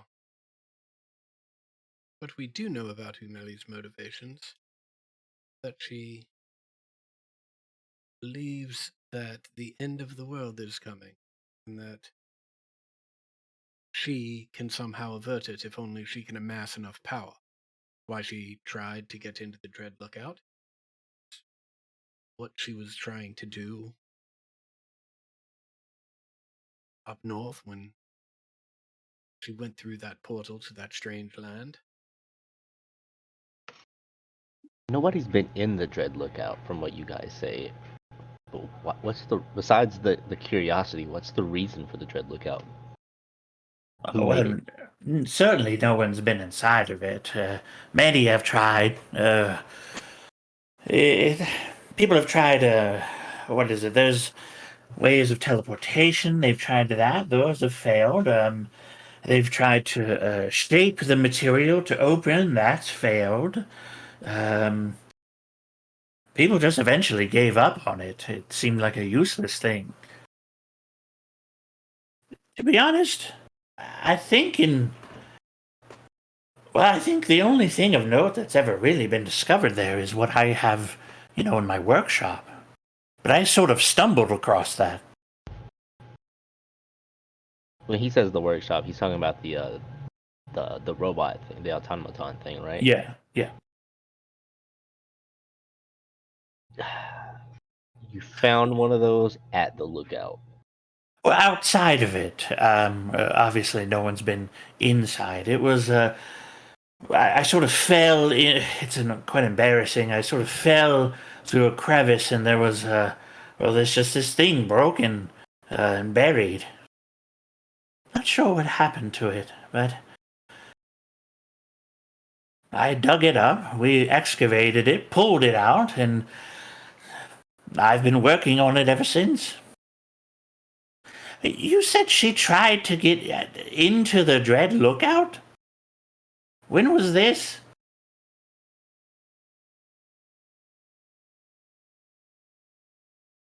I don't recall exactly, but I believe it's before we started pursuing her. She tried and failed, thought that there was some power she could harness in there. Her logic seemed to be, why else lock it up so tight if it didn't contain some enormous power? Oh, can you asking Fiddleworth after he responds to? Can you create like an image of the Dread Lookout? Well, I could draw it for you. Let's see. Probably shouldn't, but what if?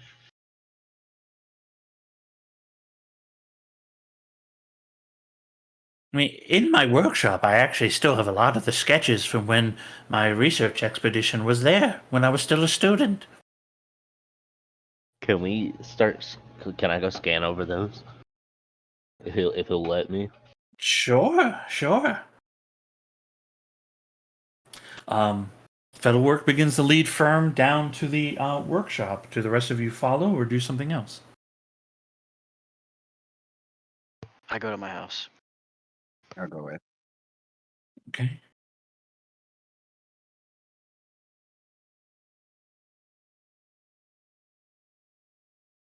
What does Cal do?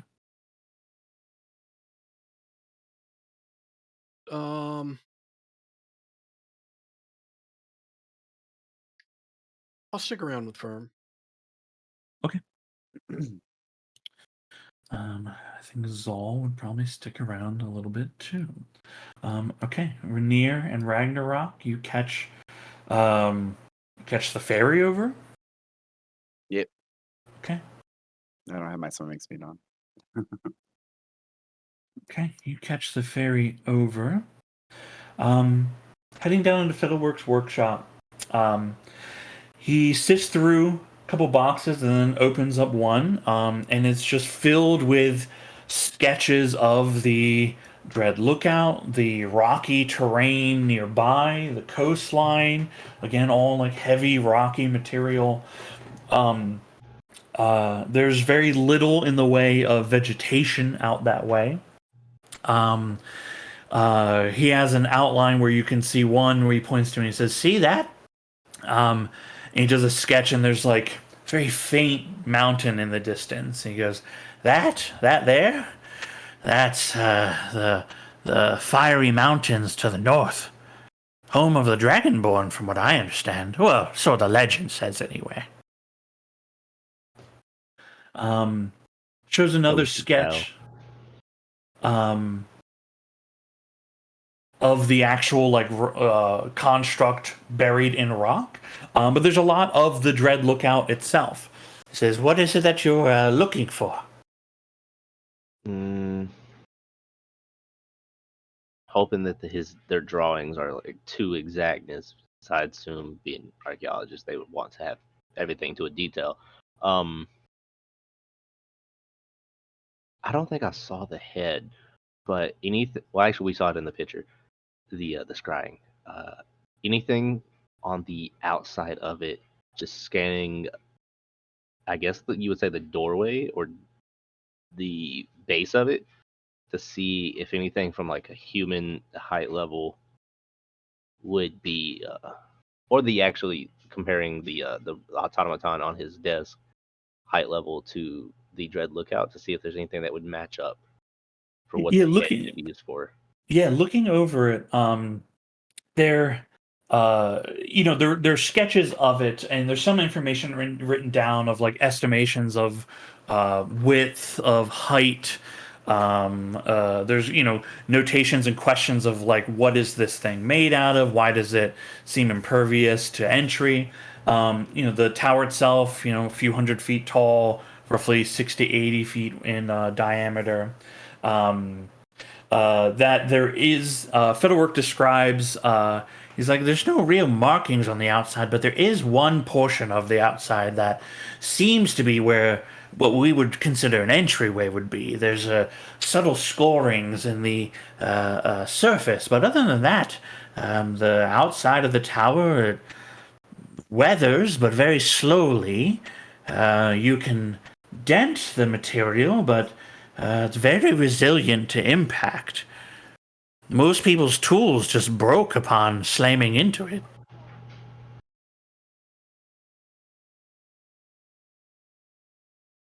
Hmm.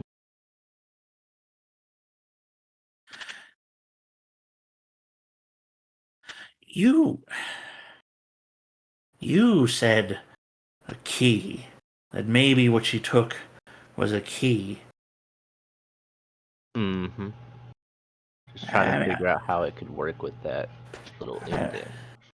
I've never really considered that before. If the construct was a key. I mean, it wasn't functioning when we found it, and it took, well, about 30 years before I got it, energized back here in Bastion.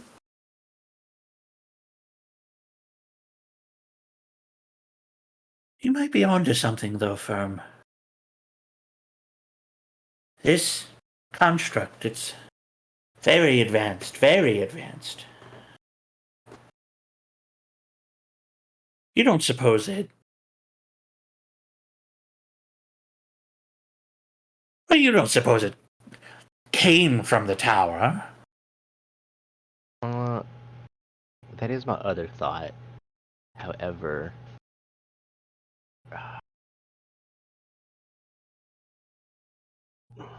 Wait, how do I? hold on one second.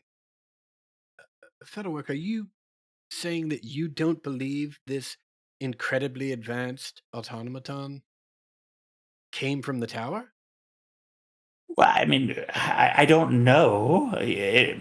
It's a good hypothesis, I suppose. Well, what else was out there, man? Scrubs? You think it came from the scrubs? You think that's What? more logical? No, no. I mean, well, maybe it was just buried, for a long time. But I mean, now that you mention, you think it's a piece of ancient arcana? well, it most certainly is. Most certainly. Hmm. Whether it came from the tower or not, who's to say? But Do they have like a really good drawing of the indentions? Or I don't even think you can draw those. But like if they make a pattern or whatnot. um, he has a sketch he's done like of that entryway. There's Mhm. no symbols or anything on it. There's just you can see he has there's like score marks in the sketch, right? Where there's a mark that like almost indicates a sort of archway. And he shows off. He's like, yeah, there's these. It's not as defined as this, but if you run your hand across it, there's definitely a purposeful score line. But like I said, no one's been able to gain entry. But you also, well, what if you can't gain entry because you don't have the same energy needed? You can't break into it. So it's either one of two options, I'm assuming. One, it's not an entrance, it's an exit. Or you need to have the same power that runs those things to be able to open it.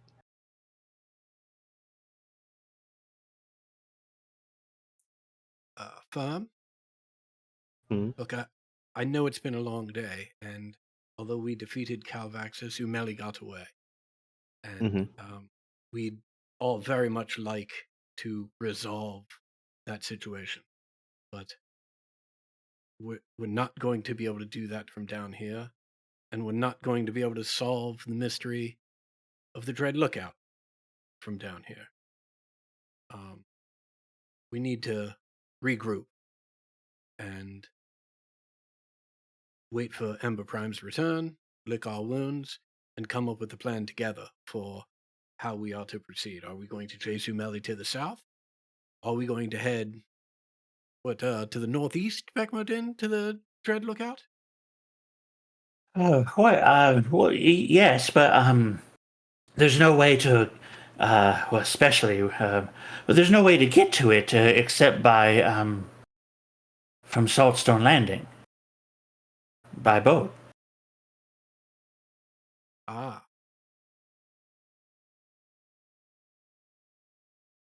Oh, I guess further evidence that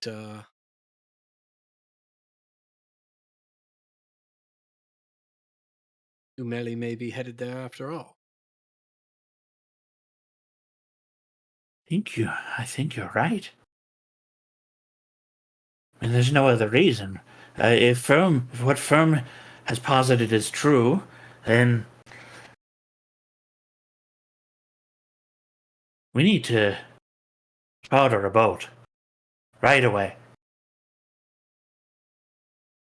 Before me and Cal leave, which I assume that's what sort of Cal's implying, is ask Fettleworth before leaving if he can test his robot or automaton thing, uh, if it's impervious to anything, or like what actually seems to damage the armor on it. Oh well, many things can damage it. It's an alloy that's resilient, but no more so than fine mithril or star metal, anything of the sort. One can damage it with a fine blade or magic spell. Have a big suspicion we're gonna be fighting a bunch of these.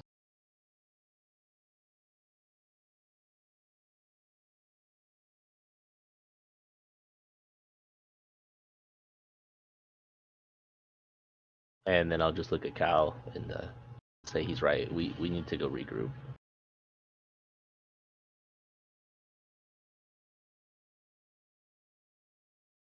If anything else should occur to you, Beckmodin, please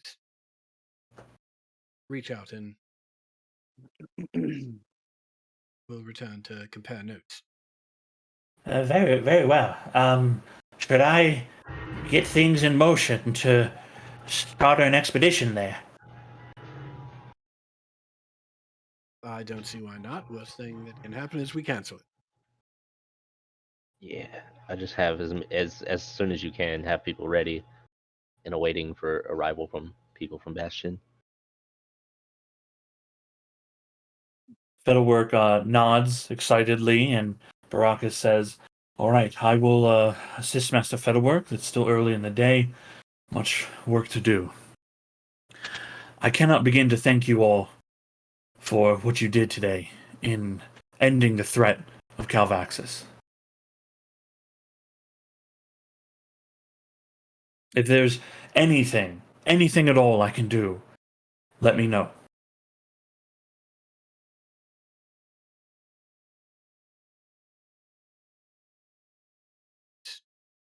Nice to count you among an ally again.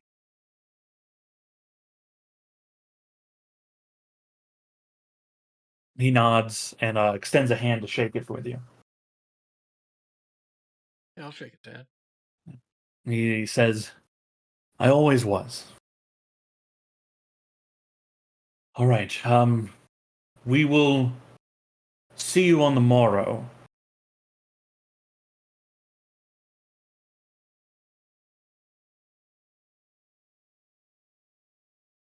See you then.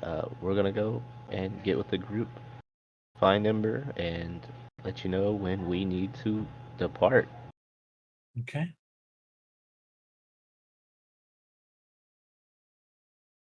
All right. The rest of you head out to Rainier's place. Rainier, when you and Ragnarok arrive, you see Genbert is there. He has a slab of cold meat that he has pressed against his face. And he has a cold ale or warm ale that he's sipping out of. I pull out my weird magic mug and pour his glass into that mug and set it in front of him. Oh, thanks. This old family trick, little meat on the bruise. He pulls it back and you see he's got a little bit of a bruise on his face from where he took a landing, but most of his injuries are healed thanks to Ember. I'm sorry about taking you out there.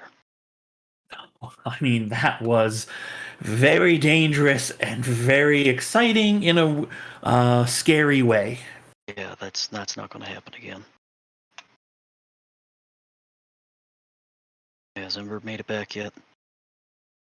Oh, I assume she was with you all.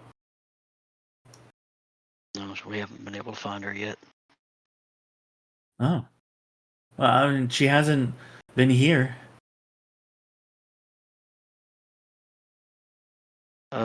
I go and just sit on the porch. Gembo, can you give us a moment? Sure.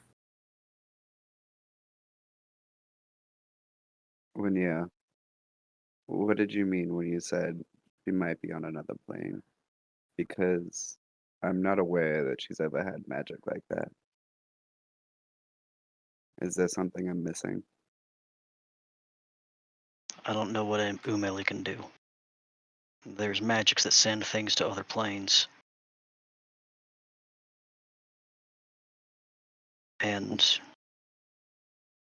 when I was with her, with Umeli, she trapped me in a bubble. I couldn't move, couldn't even pass through it, through the ethereal. And Ember went after her.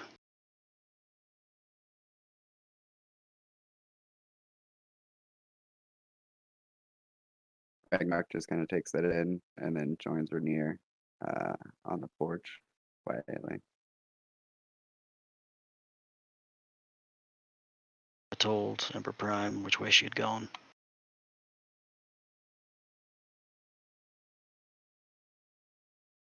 Should've Suddenly she stopped. was farther away. I think the next time we encounter Umeli, splitting the party's a bad idea. Yeah. Even if there's a risk of losing her.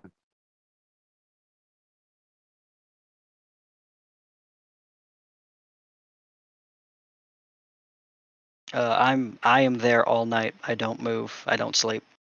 Same. When Cal returns to the house, he's got some street food and some ale or something that he's picked up along the way. Well, another rousing success for the 5th season. Wonderful, wonderful.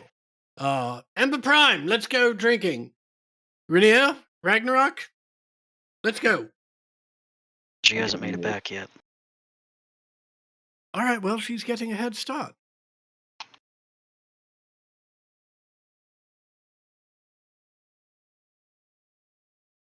I just give Cal a worried look.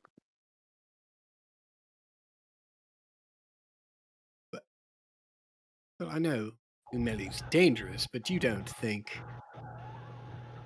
No, that's ridiculous. She's I She's actually out killed her know. probably. already. It's happened before. You don't have to remind me. I'm sure she's out stealing another wonderful outfit or something. Ask Rainier how long he's been sitting here. Since I got here. I don't even know what time of day it is. I feel like it's been like 5 hours. Early evening. Um, I'm gonna just ask Rainier for the area they were at. I give the address. I probably know it well enough. Or like the street number, whatever the fuck. Yeah, you would have been able to clock it coming in. Oh, that's what Firm's doing. Firm just starts walking for the address. All right, well, you all are being sticks in the mud. Gambit, let's go drinking. Sure. Can I bring my meat? Oh, please Yeah. do. Oh my god. Oh, you mean, yes, no, of course. Certainly. Cal. He's a kid. Yeah, Gimble will join you. Gembert's of age. Gimble is of age. And Cal's 19, by the way. Oh, I thought Kyle was like 34. No. This whole time I just thought Cal was just like this older dude. I just thought Dragonborns just had a different age style. Firm, Hmm. you begin to set off to go find this place, but it does occur to you that you don't really know where anything is in this city. Nope. So what do you do knowing that?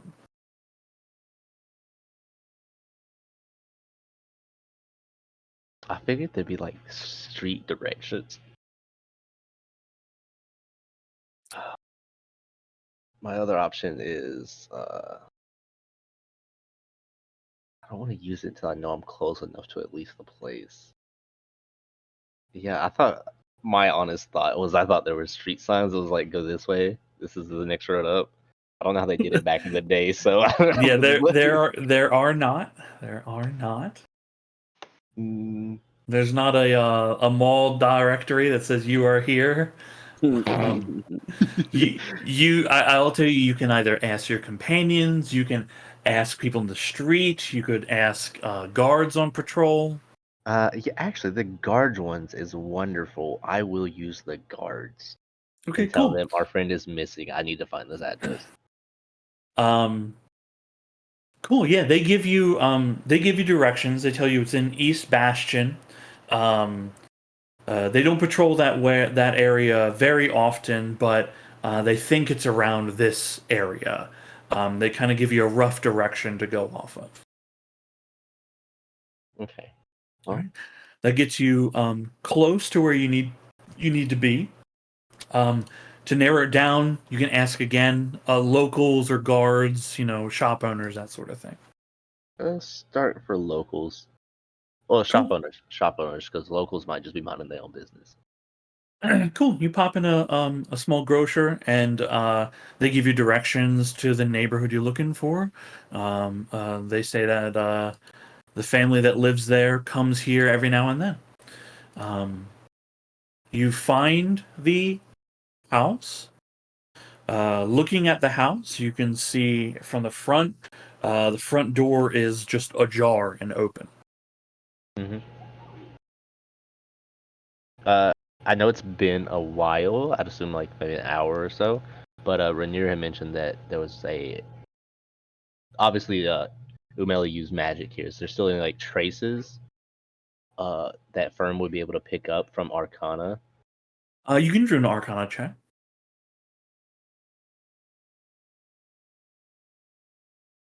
25. Okay.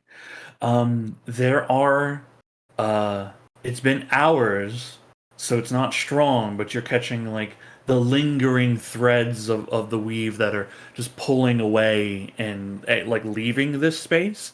Mhm. But certainly magic was performed here. Okay, and then he'll just start scanning. Well, hopefully nobody's here, or if there are, they let me in. Doesn't look like anybody's here. Yeah, he'll just like cautiously step in and start making it the way through. I think Cool. Rainier mentioned that Ember went out the back.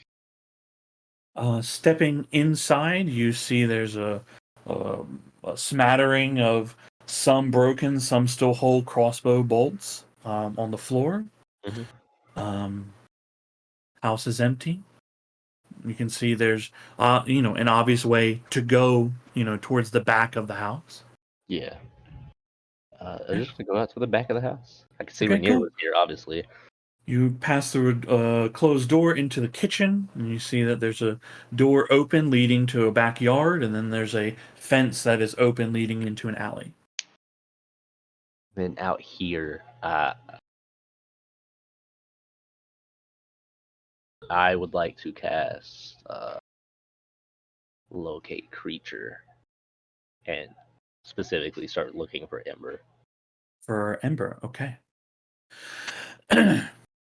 Casting that spell, focusing in on it.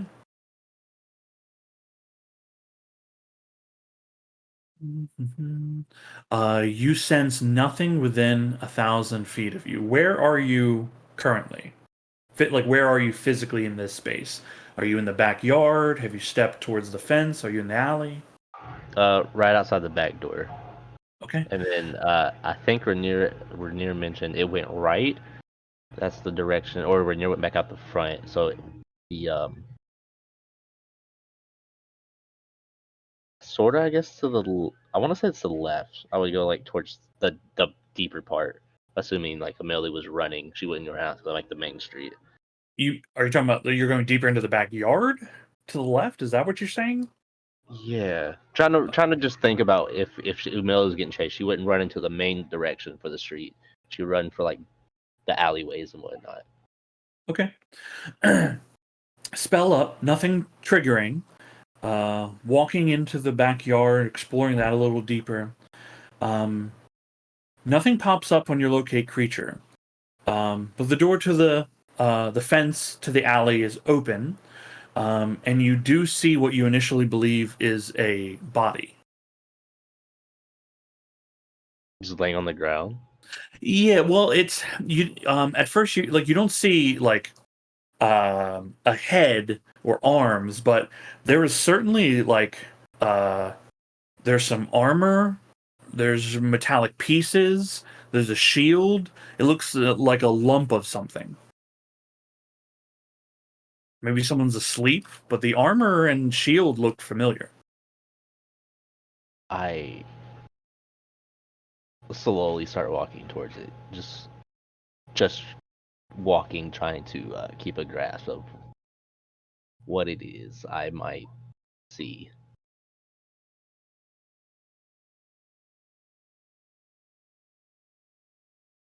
Okay.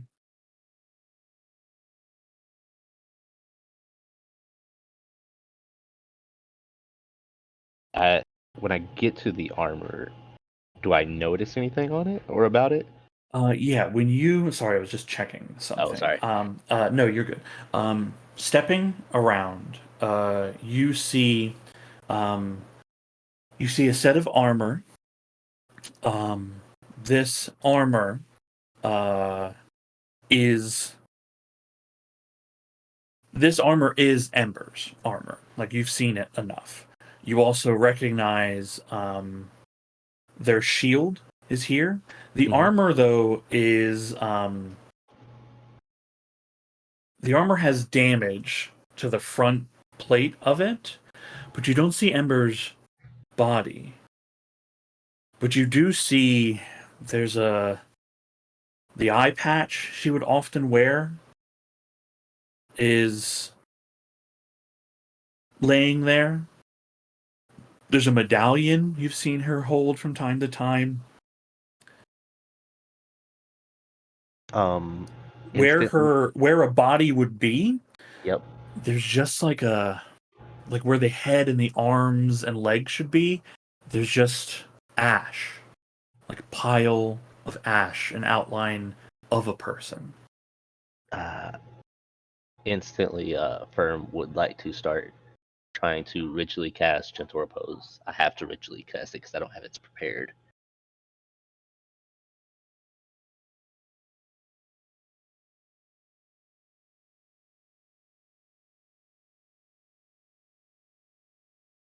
Okay. Beginning to cast Gentle Repose. Okay. This does count as other remains. You're able to ritually cast Gentle Repose. 10 minutes go by. You feel like you have sufficiently enchanted the ash that is here. Yep. And then this is probably gonna get me like arrested or guards. I will launch a fireball straight into the air, Okay. as high as 100 feet can get. Right, 150. maximum distance. Flash of light, a rumble, an explosion high in the air. You hear a couple people like that might have been walking nearby, at either end of the alleyway. Um, shout out. Some are surprised. Some you hear very faint.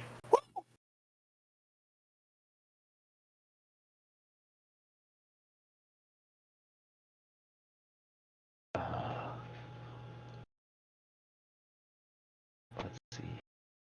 What is Firm thinking in this moment? That it's not true, but he has to keep the fact that she did chase Umeli alone. But he is in the mix of denial and acceptance at the moment. He knows he doesn't think it to be true, but he knows he has to keep it as a possibility. But he himself doesn't know what to do with the situation. He's just he doesn't want to leave because he doesn't know how to transport this carefully.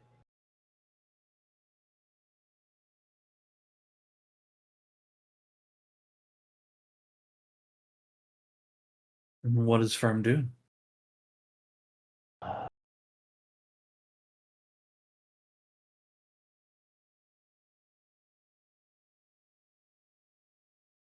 let's see, what else can I do? Like, trying to signal. Can this thing? Can it? Let me see. Description. No, not that one. Oh, I don't have anything else to get there. I would say Cal and Gembert, as you're walking to go find somewhere to drink. Rainier and Ragnarok, if you're still outside, would certainly see an explosion high in the air on the side of the city where you last saw Ember or knew her to be. This is just to also add. I was going to end up casting a second fireball, and this maybe they didn't see the first one.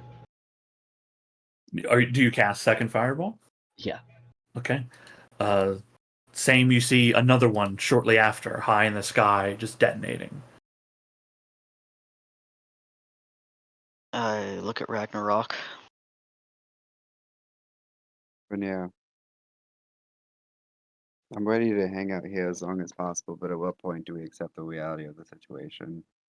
Melly wanted us dead, and there's no motivation for her not to do that. I know. But if she's still here, then tomorrow she'll say something. So we wait until tomorrow? I nod. Okay. And I'll turn from Rainier and just look out, keeping watch. All right. Cal, any reaction to the fireballs in the sky? Oh, good Lord, Gambit, we were so close. Look, I don't feel right about potentially putting you in harm's way again. Look, I know this is awkward, but I'm going to need you to support me for a bit, and I will snap Karen Jr. Into existence. Mm-hmm. I'm going to be looking through KJ's eyes, but while that's going on, I can't see or hear anything right here where my body is. So I'll need you to embrace me, hold me tightly, make sure I don't fall over. Absolutely. I got you. And I send KJ out towards the direction of the fireball. Okay. Gembert gripping you tightly. KJ goes soaring across the skies. I don't know how long this city is. Whether it's what's your distance on how far you can see through his eyes? It's like 100 feet, I think.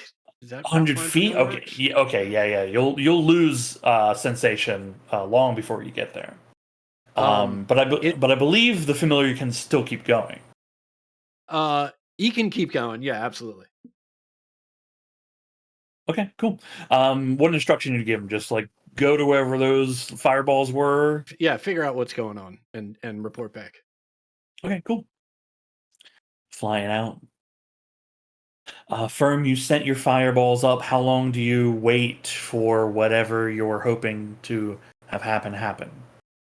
Trying to keep a mental note. He'll try to wait like 5 minutes to see if anybody shows up. Or I know he obviously doesn't think the group can show up in 5 minutes, but anybody, like bystanders or anything. Okay. Within 5 minutes, you do hear, kind of shouts from, around the area of, I thought it came from here. Search the area. What seems to be guards doing a search of the area, Mm-hmm. but they haven't come down the alleyway yet. He will start screaming for the guards. I think I hear something. This way.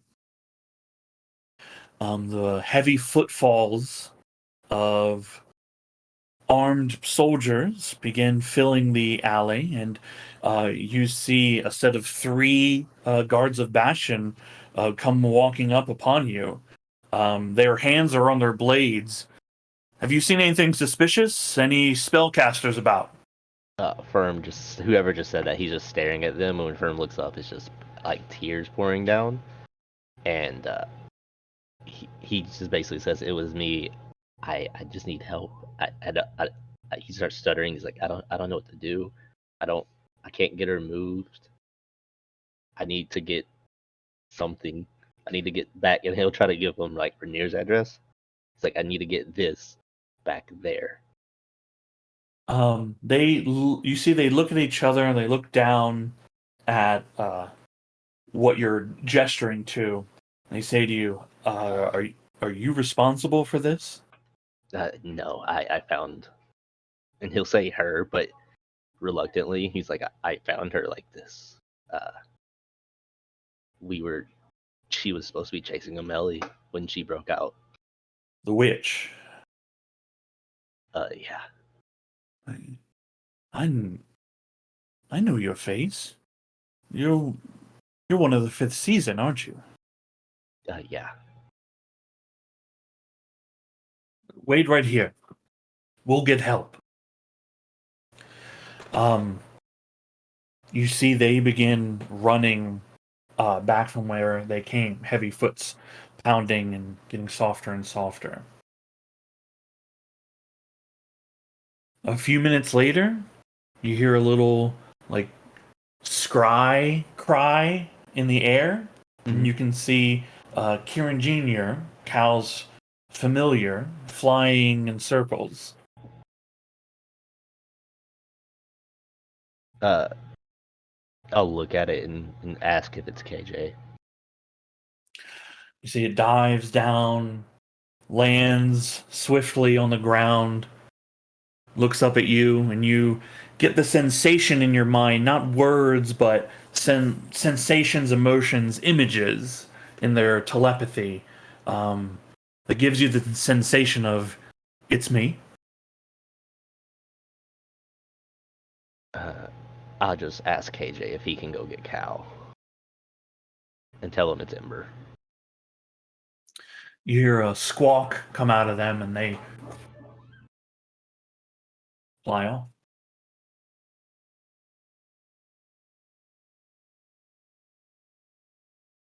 Cal, are you still are you still pretending to look through Karen's senses? No, once he's beyond the 100 feet, I'll say, "Oh, that very well done. Perhaps a little too tight, but if you're comfortable with it, I am." I just didn't want you to fall over or anything. No, I appreciate that. Well, now all we have to do is wait for KJ's return. I'm sure it's nothing. A few minutes later, you see Kieran Jr. crying, soaring in the sky, and then comes down, lands on your shoulder. There's a sensation of What is it, boy? Did Ember fall down a well? You get the sensation of sadness, and the image of Firm in your mind tinged with danger.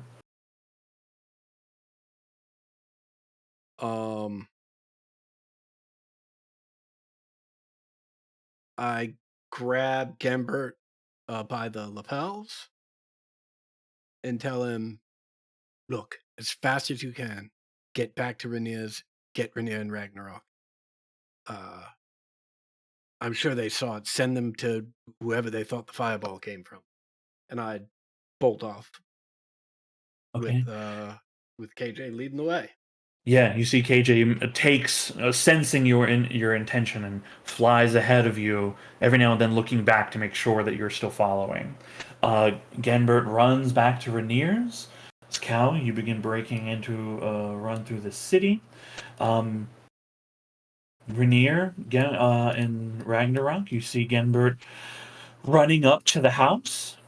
He stops and pants very heavily, meat in one hand, and looks at you and says, Cal said he needs your help. You're supposed to go towards the fireball. Fucking. I get up, haul up the crossbow, and just start running down the road. Wait. Should I stay here? You said don't split up. She'll get up. You go. I'm just gonna sit right here.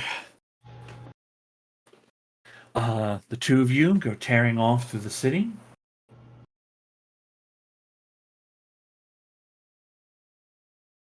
Following Kieran's lead, Cal, you come up through the alleyway, finding Firm, finding Ember's armor, her shield, some of what she was wearing, and just a pile of ashes that form the slight outline of a torso.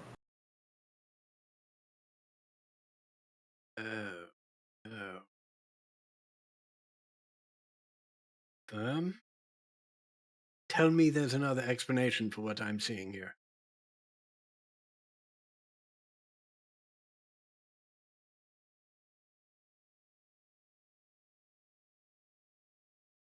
I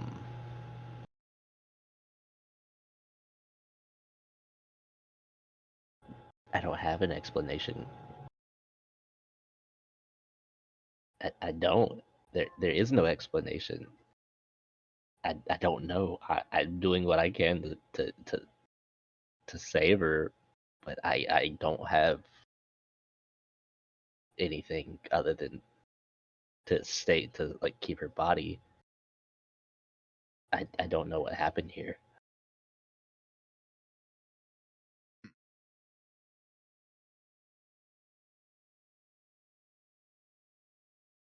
We near a building. Yeah, at this point, you took off shortly after Hal, and the two of you can move pretty swiftly. Ragnarok can move very quick, but you're not exactly sure where you're going. A few minutes later, Rainier and Ragnarok, the fireballs seem to be from the area where the house was.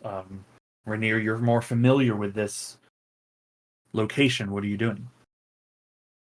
I think I'm just going right where I think where the house was. Okay, you find the house. You see the doorway is open. There doesn't seem to be anybody home. There's no lights or anything like that. I start calling out. Okay. Firm and Cal, you hear Rainier's voice calling out. I'll scream out over here and then telepathically tell KJ to go get him. Okay, you all hear Cal's voice, and you see Kieran Jr. swinging out from around some of the buildings and coming your way.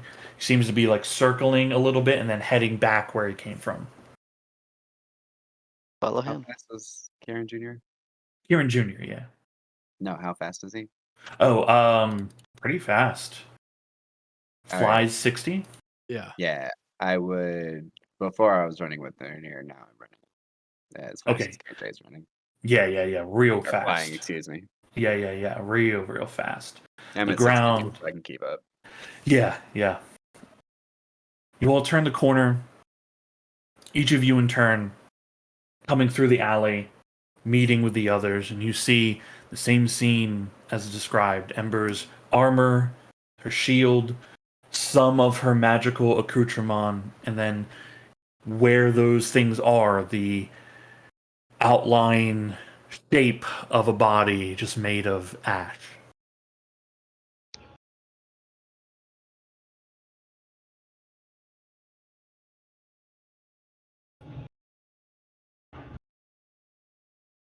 Well, it looks like Ember won't be joining us for drinks this evening after all. Rainier, who do you know at the church?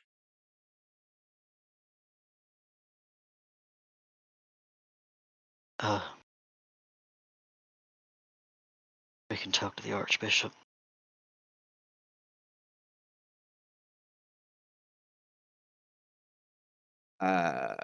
Ragnarok is gonna roar. It's a very pained one that you guys haven't heard before. And he's gonna turn to the nearest building, go into a rage, choosing his claws, and just start scratching the shit out of it. Scoring into the brick, chunks ripping away.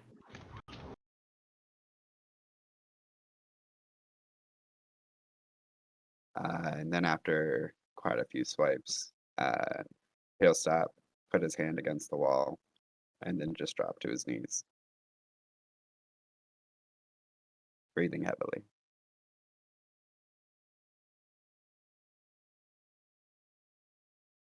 Anybody who would like to can make either an Arcana or a Religion check.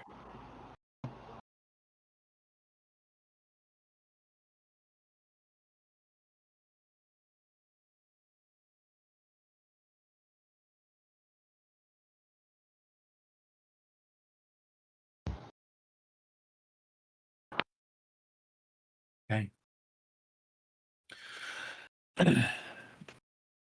Firm, you've seen this effect on people a few times.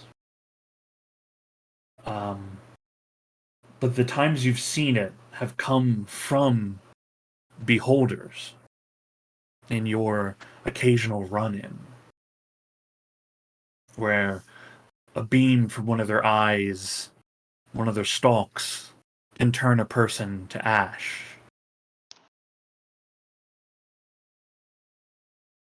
A way to disintegrate someone. Like you just said, he'll just start describing that to them. And Good. also to everybody who just showed up, he'll start explaining he did use gentle repose to try and hold the body, but he can't necessarily move the body. He doesn't know how to keep it all together. With your 21 Arcana, you've heard that there's also a way for those skilled in the weave to replicate such destructive force themselves. One day you yourself might be capable of such a feat.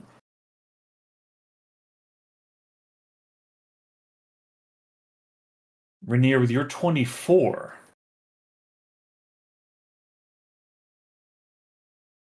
being around the church, its teachings, around and seeing resurrections of some kind or another from time to time. Normally, you need the corpse for any kind of resurrection the church is capable of performing. They need the corpse. With ash left over like this on your 24, the only thing that's capable of bringing Ember back is very powerful resurrection magic that you're not aware of anyone capable of performing? Or wish?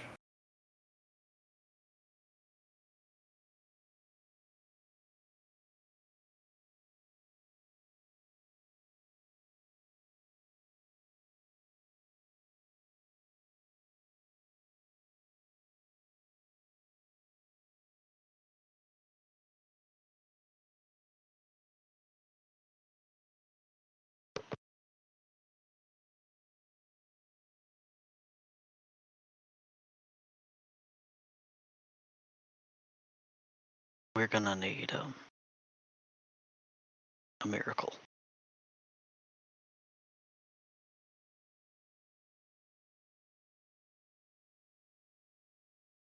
Great. Let's order one up then.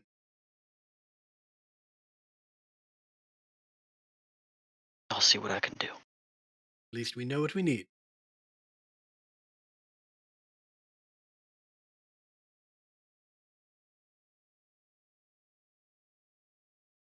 It doesn't matter, does it? Not even Genevieve could have brought it back.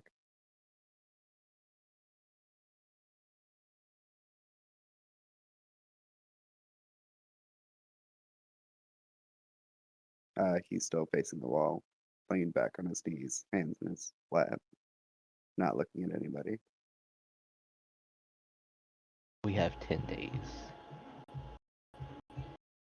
We don't have 10 days.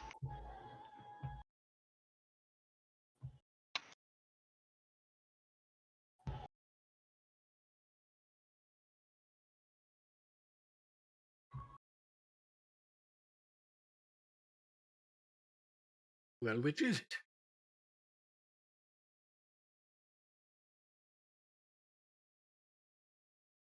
In order for anyone to do anything for her now, it's quite literally divine intervention, an alteration of reality completely. Or we need a body. Well, that sounds awfully difficult to procure, but I guess looking on the bright side, it means we've got all the time in the world. Yeah. You hear footsteps calmly making their way on the stone in the alley, and a voice rings out. Well, you're right about that. You have all the time in the world. And reality is so malleable. Don't you think, Cal? Don't I know it?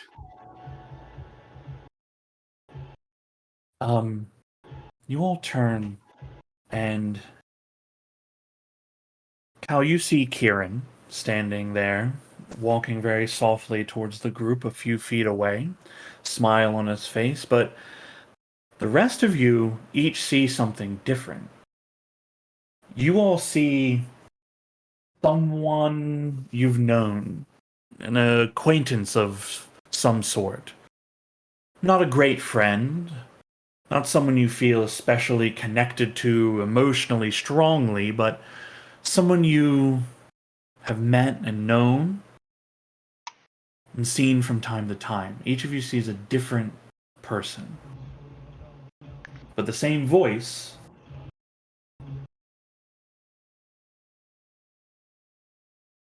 It seems you've run into this part again.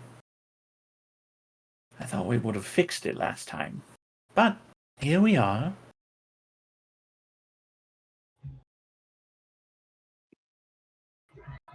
Yes, it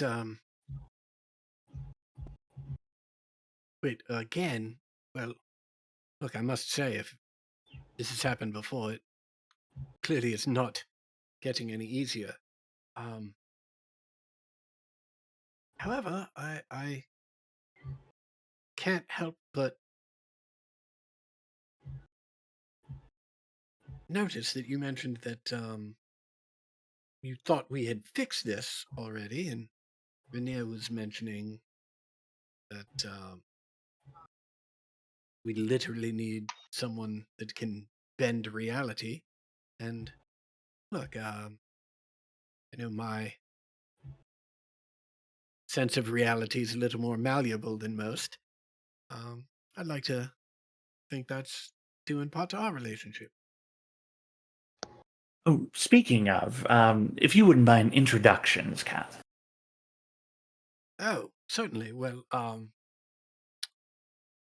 this here, this is Renia, um, Ragnarok, Firmament, Zal, of course, KJ, and um, and I'll sort of gesture down towards the armor. Please tell me there's something you can do or some guidance you can give. Oh, everyone, I'm sorry. This is Karen. Hello. I'm sort of Cal's very good friend. Why do you look like the Stargazer?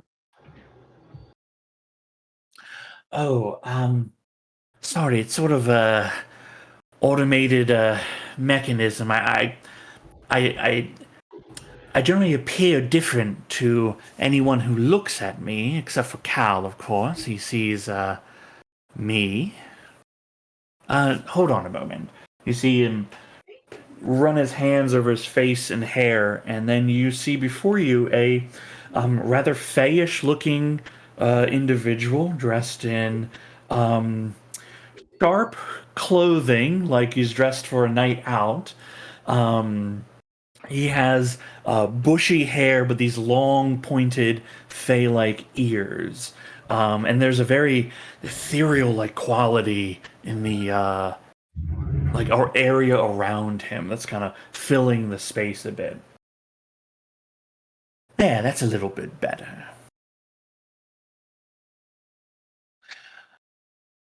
As I was saying, or as you were saying, Cal, I can't quite fix this exactly, and it seems we didn't fix it last time either. Last time it was actually you, and he points to you, Rainier. You were the one here in this alley. Maybe a different choice will be made this time. Now, I can't fix this, it's a little bit beyond my abilities, but I can point you in a direction where you can try to fix it yourselves. Well, and I'll look around at everyone as I say, well, I believe we're all ears, Renia. Karen.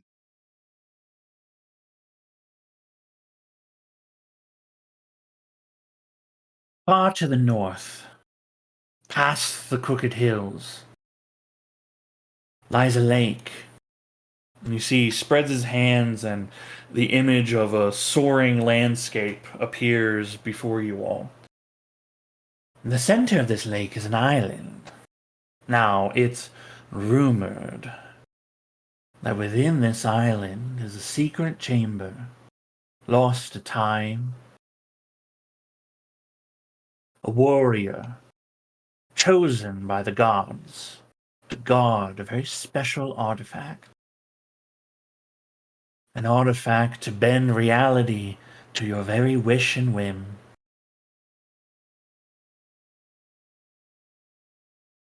Should you travel there, find the hidden temple, survive its trials, and earn this artifact, well, you could do whatever you wanted.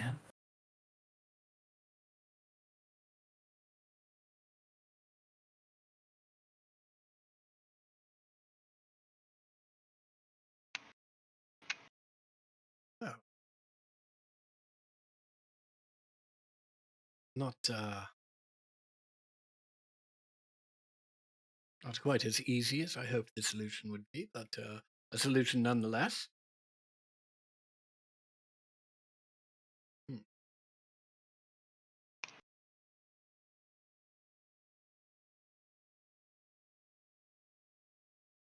do need to try and fix this so we don't continually end up in this alley. Hmm.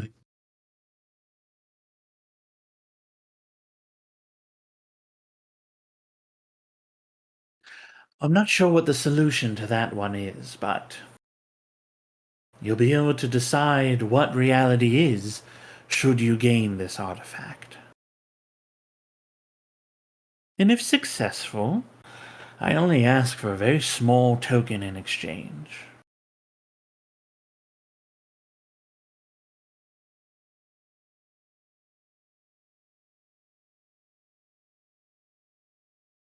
Oh, you wouldn't. And Cal clutches his Erky. Oh, please, I have no need for such a thing. No, I would want, how should I put this? A pleasant dream from each of you. Something that brings you comfort and will bring me comfort in return.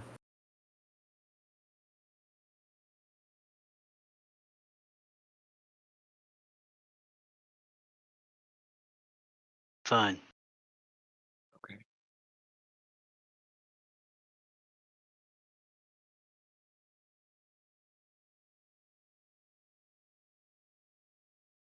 No, I mean, you don't even have to ask. All right, that's two. Everyone else on board here?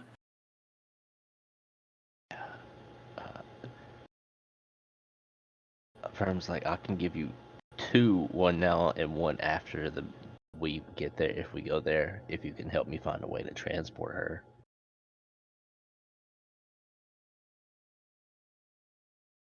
Very well.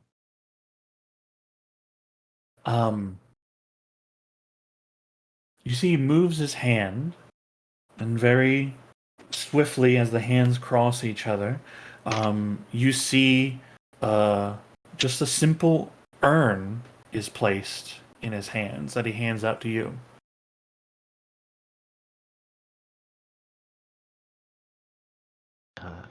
Yeah, Firm will reach out for it.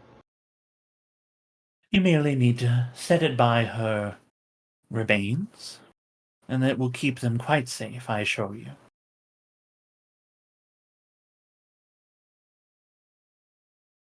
Firm's going to do exactly that.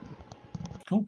You set it by the remains, and you see the ash begin to swirl and get pulled into the urn itself until it just thump, stops, and a little seal appears on it.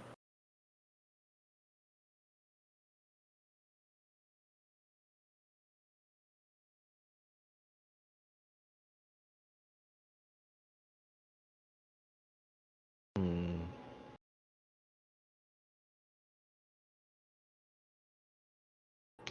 Firm just starts crying again and then saying thank you. You see Kieran moves to the group, walks over to you, and just places a hand against the side of your head. It's very calming and soothing. You can feel this warm energy transferring between the two of you. And as he pulls his hand away from your head, there's just a small white like sliver in the air that pulls out, coils into his palm, and then disappears into his hand. That is a pleasant dream, Firm. Is he taking the whole dream? Like, I don't remember it at all. It's like a pleasant. He takes it, but you still have pieces of it. It's not removed completely from you. Cool. Whatever this particular dream is. So I will write this down, but I will, uh, out in the open, Firm is giving up his dream/memory of the Flavorful Titan crew and Okay. everything he used to do. Well, not everything, but like the group dinners, the family dinners. Yeah. I think bits of it still remain. Like Kieran doesn't like consume this, right? It's Mhm. pieces of it remain, but the majority of it comes out. So there are still sparks left of it, perhaps to craft new and different dreams from, but that is given to him.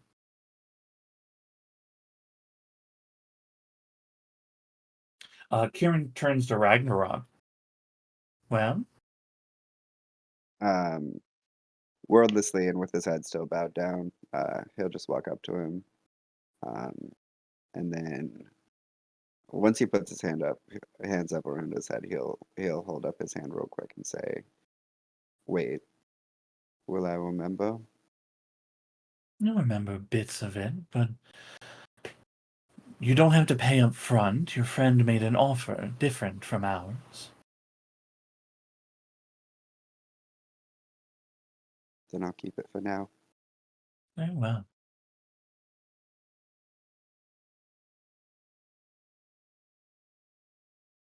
Now, the journey north is quite long, and you're already embroiled in a dangerous affair. I can lighten the load, make you swifter, but your current quarry might get quite a head start.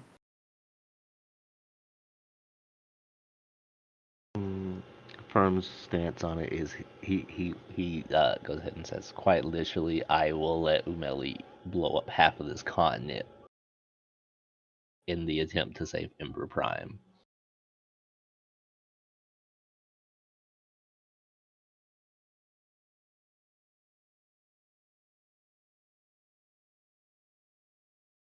Well, hopefully it won't be an either-or situation. Don't know my geography all that well, but it occurs to me that if we're that far north, maybe we can just head east to the peninsula that contains the Dread Lookout after we've revived Ember. Yeah, we could do that. I don't know, going based off what you said, but it sounds like it would work if that's an option. Yeah, I mean, I have no idea if it would work. Even if it would, I imagine it would be quite treacherous. Otherwise, people would have mentioned that as a possibility. It's just the thought of going all the way north to then have to come all the way back south to Saltstone Landing seems like it's giving Umelian unbelievable amount, an unbelievable head start. Ember Prime would kill all of us if we did that. So, head north, get Ember back, get some revenge with the Dread Lookout.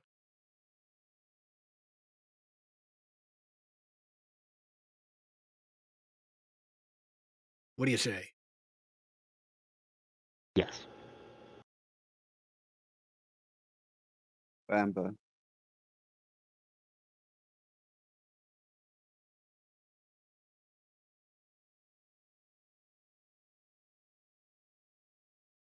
I'll just start giving everybody hugs. Yes, Vamba. Wonderful, wonderful, wonderful. Hmm. I'll hug Ragnarok last. Well, second to last. I'll hug Karen last, but I'll hug Ragnarok second to last. And when I do, I'll whisper in his ear, everyone. he'll shake his head.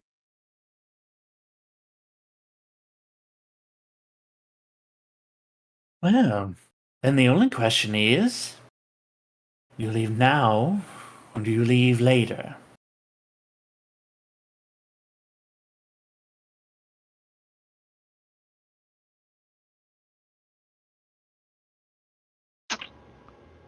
Oh. Emotionally, it says now. Logically, it says later, as in tomorrow.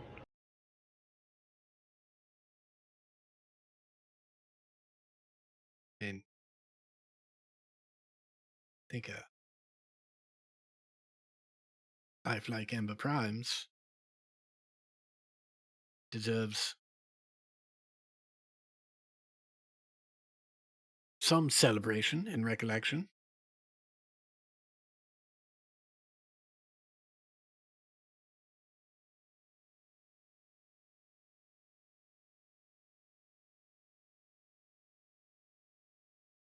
What do you say?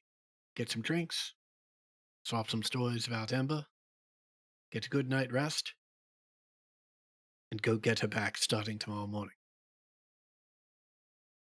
What's the time of day, Sean? It's like approaching evening. You know, it's like 5 to 6 o'clock. Firm does sort of agree with that. However, he plans to go back and copy down this one spell and go straight to sleep.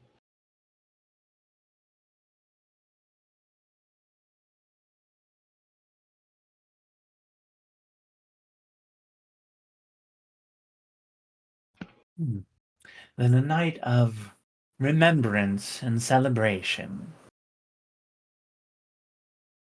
Unfortunately, I do have places to be. But I'll give you this. Callie holds his hand out to you, and from it you see a little potted plant appear in it. Very small tree. Mhm. Simply plant that when you're ready. And I think you'll figure out the rest. Wonderful. Thank you. Always with the gifts. Hmm. Such a kind friend. And I'll give him a big warm embrace. Um, as he's embracing you, he turns his head into your ears and whispers very softly, "The power you're going to find is very dangerous. But have faith, Gal." I'll squeeze him a little bit tighter and say, I always do. Ah, it was wonderful meeting you all. Do say hi to your friend not Firm. Do say hi to your friend Merv for me. If you see him. Most definitely. Good evening to you all. Kieran turns, begins walking down the alley, turns the corner, and he is gone.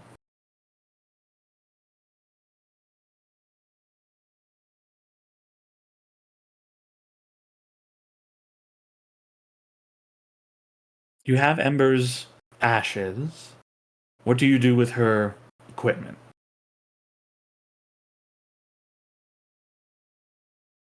Take it to my house, I think.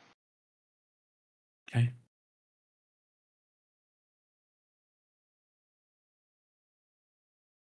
I'll set it up on the stand that usually has my stuff on it. Okay, cool. I think unless somebody stops me, I think I'm going out drinking with Ember's ashes. Oh no. Oh. I mean, there's ample opportunity for somebody to stop me, but It feels right. yeah, I mean, if no one does, and of course, not only is everyone welcome to come out drinking, but Cal's expectation is that everyone's coming out drinking because that's sort of Cal's solution to every emotional problem. Rainier says he's just going to go to the church for a bit and try to clear his head. All right, I'll very go well. with you. Wonderful. I don't want to leave on both sides. Firm is not. Firm is going to go and try and get prepped for tomorrow. So responsible. Okay. As Ragnarok and I are walking off, just turn over. There was a time, actually, I think it was just before we met you. We were fighting these creatures, and as a result of some exposure, or some, I don't know what, a metal bulb was growing out of the top of my head, and Emma yanked it right out, saved my life. Did I tell you about the time we almost killed some kids? Wait, what's this now? It's when we were looking for. Oh shoot, the name escapes me.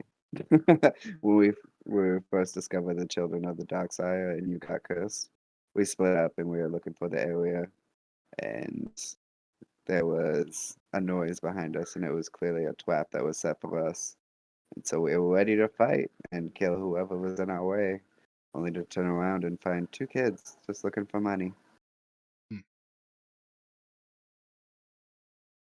Oh, Ember, of course, gave them money.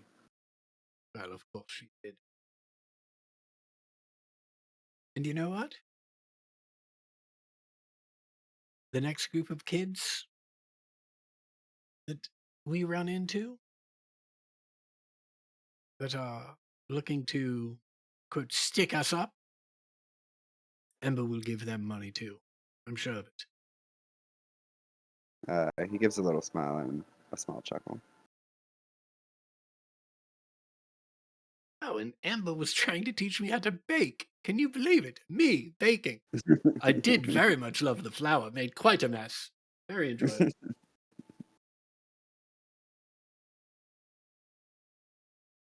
She never offered to help me bake. Oh, well, next time I'm getting a lesson, you'll come along. Although, we're going to have to figure out some way. I must imagine that getting flour in that fur of yours would be rather uncomfortable. Well, then we can just have another spa day and someone can comb it out. Ah, wonderful.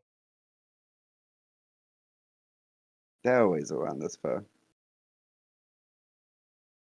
Excellent. Yeah, what do I... Yeah, you're the expert. You'll figure it out. Ah, look at this place. Rowdy, raucous, crowded. Exactly the type of place Ember would like to get some drinks and perhaps do some dancing. Shall In her we? memory, let's do just that. Absolutely.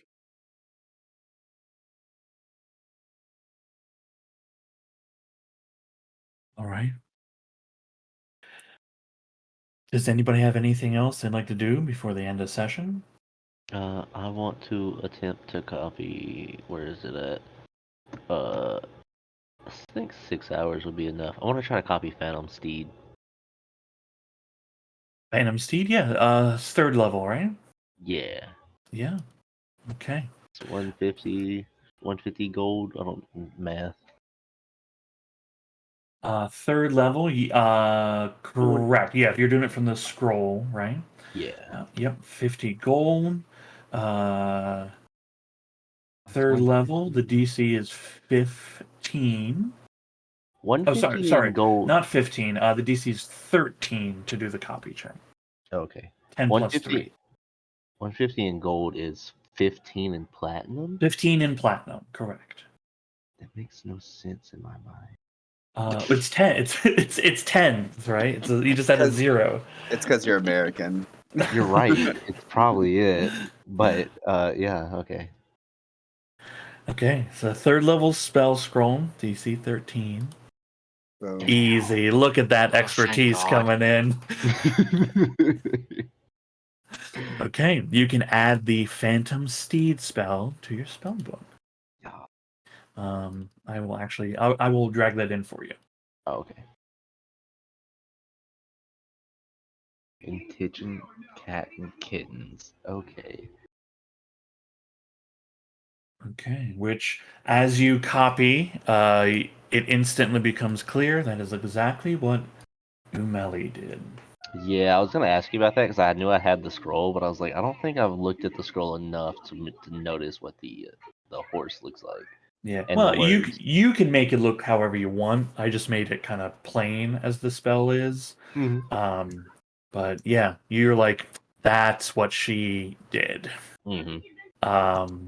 Which makes sense if she's been traveling this continent for a long, long time. Can't fly everywhere. Yeah. Oh, okay. Yeah. Okay. I did not actually notice Ted left. Oh, he This whole, left. this whole time I was like, Ted's just sitting here chilling. Yeah, he left, and my heart dropped. Oh no. When did Ted leave? He left a Sh- while ago. shortly Yeah, after shortly he was after. disintegrated. Oh. Yeah, shortly after he was disintegrated. I've messaged him with the current machinations, so hopefully he's not mad at me. Hopefully he's not mad at me.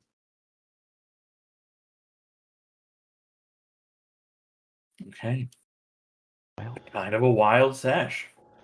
For yo. sure. I feel every time somebody's gone. This instance I'm talking about Cody. But last week when Ragnarok wasn't here, we did the whole kid thing. And the no, not the kid thing. We did the boss fight. Oh, Calvaxis. Mm-hmm. And then this time when Cody's not here, Ember Prime dies. And it's just like I feel like every time somebody's gone, something big happens. There was that one time I left early and 2 of you died. That's bizarre.